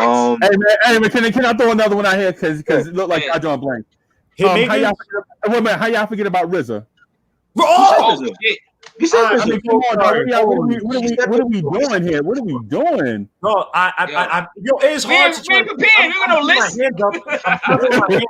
I'm trying to remember this shit. My memory's Yeah, already trying to remember off top of the head.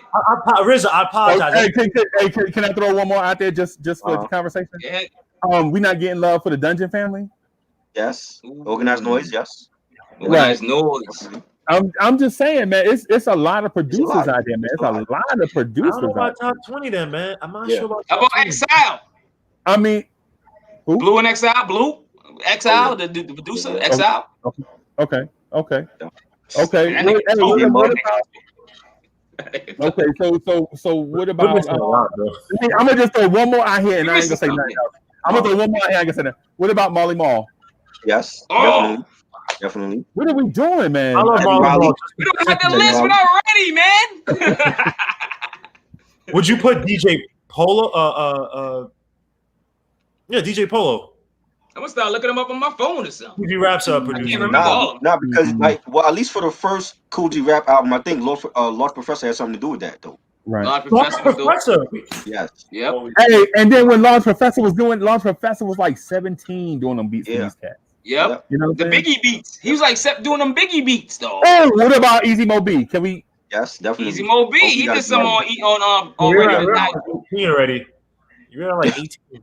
So I don't know who's a producer trying to put in the top 20? Hold on. Q-Tip. Q-Tip, yeah. Q-Tip. Holy shit. Yeah. Now y'all talking about me. It's a lot. It's a lot. So Manny Fresh can't get in. Manny Fresh for me will be like in top 40. Yeah, Top give me a top 40 maybe. Yeah. It's not like Manny Fresh. Manny Fresh the crazy. I mean, they were good, they were entertaining, but they weren't the. You know what I mean? But that's no disrespect. Absolute no disrespect to this album. We wasn't big up here with Cash Money and No Limit stuff. That was like way later. Yeah, I mean, I understand what you're saying, but if a dude produced Back That Ass Up and Air Force Ones, I think he should get love. You know what I'm saying? No, he's in the top 50, Freezie. He's in the top 50. Yes, So you know what I put him in? You know what I put him in? I would put them in like what the South is really good for, especially Atlanta, are producers who can make you dance and have fun. Right. Can I say one more then? I'm gonna just say one more. I promise I'll be quiet. Nah, So we not putting Lil Jon in this conversation? All right, yo, you can be quiet now. You don't have to talk about this. Yeah, now you can be. Not everybody like Lil Jon though. Even though I did like B.I.B.I. was one of my favorite songs, man. Yeah, that was dope. What? Yeah, I can't lie. Lil Jon did have a few songs here and there. Oh, Lord Finesse. Somebody said Lord Finesse. Ronnie, Caller. Track Masters. Track Masters, definitely. Yeah. Track Masters, yeah. I said Lord Finesse, Ronnie. Lord, why we're missing people? Just Blaze? Yes, we missed it. We gotta look DJ them up. Battlecat. Hey, I'm gonna say one more. Oh God, we fucked up. Swiss Beats. Swiss Beats. Tomato X. Can we put Swiss Beats in? But he wasn't responsible for the public. That was Bomb Squad. He wasn't part of Bomb Squad. I thought Bomb Squad was. That Bomb Squad. That's Eric Sadler. Oh right, sorry. Is it Henry? Hank Shock G, Hank Shock G, and some shit like that. His brothers follow me actually on Instagram. Hey, you know what? And they didn't just produce for Public Enemy. They did Ice Cube album too. That's what I'm saying. You already heard me say that. I still no credit. I said that earlier. Where the fuck did Ice Cube fall in top rapper conversations? Who? Top 10. Like now or like Ice Cube top 10, Trumbo? Top 10, in his prime, he was top 10 in his prime. For Death Certificate and America's Most Wanted, The Predator, Lethal Injection. Yes. In his prime, he was top 10. Yes, classics. Now, I mean, the stuff he got out, it don't compare. No. I agree. Yes. Classic. You know what's crazy? I've just never heard anybody put Ice Cube in the top, even though I've heard people regard him. Right. I did. Back in the He could day, be top when 10. he He could be top 10. top 10. Oh yeah, back in the day when he was in Definitely. prime, yeah. Definitely. Oh, yeah. He started doing movies and shit. Like his focus got out. You know what I mean? Right. So Damn. I still love him. You know what I mean? Hey, I'm gonna say this, man. I always have 10 and 11 to me in every list I've been doing since like '94. Number 10 and number 11 on my list has always been Ice Cube and Slick Rick. And depending on the year, I'll flip flop them. You know what I'm saying? Just because it might be a Slick Rick year where he at 10 and then Ice Cube be at 11. You know what I'm saying? It's just that thing because in their primes, man, like in 89, you could say both of them was securely in the top 10 in 1989. You know what I'm saying? Because Ice Cube on NWA stuff. Probably top 5. Slick Rick, probably. I mean, midnight. It was top 5, right? Slick Rick. Yeah. Slick Rick was running the game. Hey, young girl, and all. Right. Slick Rick was top 5 in his prime. Yeah. Like, but Slick Rick, I wonder. I feel like if Slick Rick came out now, he would kill it. Like, because to have that type of he was just so style unique. It's unique, style. You couldn't like what I mean. It was just cool, and he had the eye patch, and so he's like incorporating. You never felt it was corny. You know what I mean? Like, who the hell's like that now? Whereas like they could just do their own shit, and people follow behind them, and it's not them following. Like they're not doing no corny shit, but it's like what I mean. Like Slick Rick, Westside Gun, your boy. Yep. Yeah, but Westside Gun, I feel like Westside Gun, it's like he doesn't have that appeal where everybody would fuck with him. Like we like him, right? But Slick Rick could go like this, and Big Freezie will like this because it goes to the old school shit. Slick Rick was a pure MC. He's an entertainer. He'll get the crowd moving. I think that's a lost art. These dudes, they come into the concerts and shit. They're fucking high off of Molly. They can't remember their words. They're passing out. Slick Rick, all those guys back then. I mean, Dougie Fresh obviously was like the king of that shit. But guys, like Slick Rick had people dancing and Kane was the best at it. Kane was the best entertainer on the stage. Oh shit! Who'd you say? Dance. Yo, I'm telling you, Kane was dope with his dances. Yep. I'm sorry, I can't hear that. Can you say it one more time for Big Free? Yeah, I can't hear that shit either. Kane, scoop love off, scrap love off. So, you heard him say Kane, right? Can you fight him, man? Nah, man. I'm done with Kane, man. I mean, I'm not disrespecting my man because rapping is a hard thing to do. Bring that heat you bring on the front stoop. Mm-hmm. What do you say? Like Isaiah says. Hey, my man. Hey, shout out to Isaiah. My man Isaiah always be like, "Yo, bring that same energy." Bring that same energy, bro. Bring that same,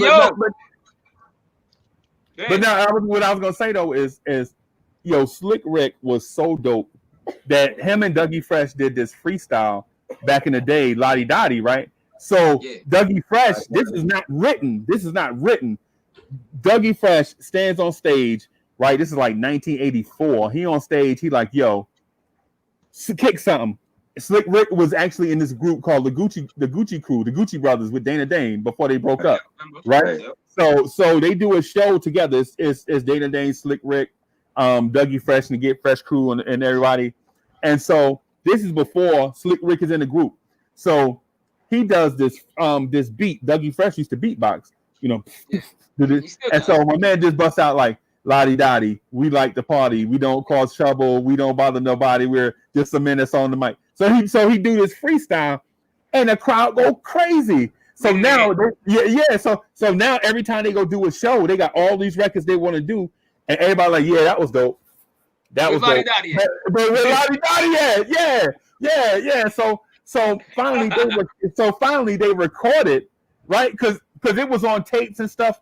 Floating around. We like, yo, because tape quality was bad. You know what I'm saying? When you getting bootleg tapes or whatever. So I'm outside one summer, and the Kiss van is coming through. They stopped to give out Kiss cards and everything, and so we like this big dude on the truck got big cornrow braids and all this jewelry on.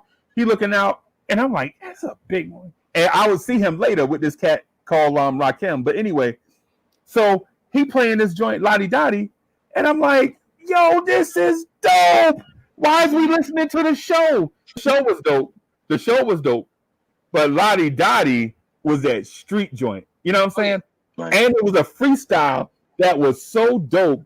They had to record it and go back and memorize it because every time they got to a crowd, they wanted to hear that joint. Yeah, you know what I'm saying? Yep. So when you talk about cats like Slick Rick, you have to go all the way back to like these cats' true talent. Like the show, all these joints was dope. You know, and to me, The Adventures of Slick Rick is a top 20 album all time. I'm not saying number 20. I'm just saying it's definitely somewhere in there. You know what I'm saying? I reviewed it for Hip Hop Classic already. Yeah. Right. I reviewed Hip Hop Classics too. That was one of my first ones. Right. That's what I'm saying. So, and I'm gonna divert for a few seconds. So I go to the store. I just get a job as a dishwasher. Busting says my check like $90, right? But I'm like in 10th grade. So $90 is something to me, you know what I'm saying? Oh, yeah. So I go and I buy these 3 albums. I buy the DOC, I buy Too Short, and I buy Slick Rick. So all of them is out at the same time, right? And I'm mad because I got another album in my hand by Sir Mix-a-Lot, right? But I'm like, yo, I only heard one joint, and I don't want to. Chabo, know what I'm about to say. I don't want to spend $15 to get $3 worth of. You know what I'm saying? You know what I'm saying? So anyway, yo, I buy all 3 at the same time, and I pop them in and I play them, and I find that the 2 albums that I bought, even though they were dope, you know what I'm saying? I find I'm playing Slick Rick all the time, and every time somebody comes to the crib, you know what I'm saying, we in the backyard shooting ball on the dusty court or whatever. Everybody like, yo, I like the DOC, man, but put in that Slick Rick. You know what I'm saying? So everybody, you're right. Everybody was like, yo, right. Slick Rick is the truth. And I'm talking about I'm talking about I walked past Super Lover C and Casanova Rudd. I walked past Run DMC, who had a joint out called Pause. Remember that joint Pause they had? Yeah, you know, where Jam Master Jay said, yo, y'all gonna die if y'all don't make something for the radio. So they made that joint Pause. Pause. Yeah. Remember they put that Tougher Than Leather and it was whack. These dudes had sampled. That movie was whack. We was talking about that before you came on. Yep. That movie. Right. Hey, y'all know too much, man. Hey, it's like talking to y'all. I can't even say nothing because y'all know. I mean, y'all don't know everything, but I'm saying all the stuff that I be saying, y'all already done been there and done that. You know what I'm saying? But anyway, the thing with Slick Rick is, you knew the dude was so dope that he did a song. He made a rap about a children's story, right? And and when you listen to it, lyrically, it's a masterpiece. Lyrically, like you don't even like he sampled the same song. He sampled the same song as It Takes Two, and they don't even sound alike. He sampled. Was that the same sample? Think by Lynn Collins. You know what I'm saying? Is the song that both of them sample. Okay. Right. And so towards the end of Children's Story, if you listen to it towards the end, it starts to fade out and starts to sound just like It Takes Two at the very end. You know, if you ever bought the original, that tonight. if you bought the original, you'll hear that. But Slick Rick was so dope that he could tell stories throughout the whole thing, throughout his whole album, and it not be street shoot your homeboys in the face, drug mafioso stuff. Yeah, all of it was original, and so you knew the dude was super talented. Yeah, he's from what, UK, right? No, Slick Rick was from. Where's Slick Rick from? London, right? London. London. Yeah. He got deported. Yeah, he got deported back. Yeah, he got deported back. And he came back with that album with that comeback album was all right from Slick Rick. Yeah, right. All the storytelling. That's fire. Yeah. Adventures of Slick Rick or some shit. What is it called? All the storytelling. I'm sorry. Yeah, that came out in 91, right? That Raekwon on it and stuff. That was 99. Okay. Okay. Yeah. So he came out with one in 91, and I wasn't really feeling it. That with that joint. That was the second one. The Ruler's Back. The Ruler's Back. Yeah. And speaking of, was that not one of the most fire joints that you had heard in hip hop up to that time? the rulers back on Adventures of Slick Rick. Yeah, that was dope. Yeah. And Mona Lisa. Hey Young World. A Teenage Love. I mean, all of them was fire. You got it stacking in here now. That's funky. All them shits are funky, man. Yeah. All them songs are funky. It's stacking in here now. All them songs. That whole album was dope. Yep. Yeah, my man. That's what I'm saying. My man is to me, he's cemented in the top 11. But when you look at what Ice Cube did, you know what I'm saying? He changed the game. For the game. He made Eazy-E say Ice Cube write the rhymes that I say. He made Eazy-E say that in his own lyric. You know what I'm saying? His own lyrics. So, yo, guys, I apologize. I gotta be out, but yo, I gotta go too. Unfortunately, I gotta. I ain't gonna lie. It's getting late. I ain't my damn dinner yet. I gotta get my lasagna, man. Yo, come on, don't brag, man. Come on, bro. We eating fucking vegetable lasagna too, man. Know what I'm saying? I'm eating healthy over here. Oh, how many cheeses? All right, so where does Rock Marcy rank all time? All right, I'm out, man. This guy. Rock Marcy rank. So Rock Marcy rank top 100 all time right now. Right now, I'm ranking Rock Marcy top 3 with Westside and with Flea Lord. Top 3. Right now. Top 3 definitely. This is why I fucks with Tribe Burrows, son. This is why it's not me trying to. When I hear Rock Marcy, I heard first Rock Marcy. This will be the last thing I say. I heard first on Yacht Rock 1, the first one. And I was like, yo, who the fuck is this guy? Like, yo, because he said some treasures and treasures. I was pleased when my penis was measured. Like, he just said stupid. Like, he was saying some crazy shit. I'm like, all right, some crazy shit. Then when I heard the Pimp Pie Strikes Back, and then I was like, yo, this dude, like, he could make a whole kind of, they call him, like a theme type album.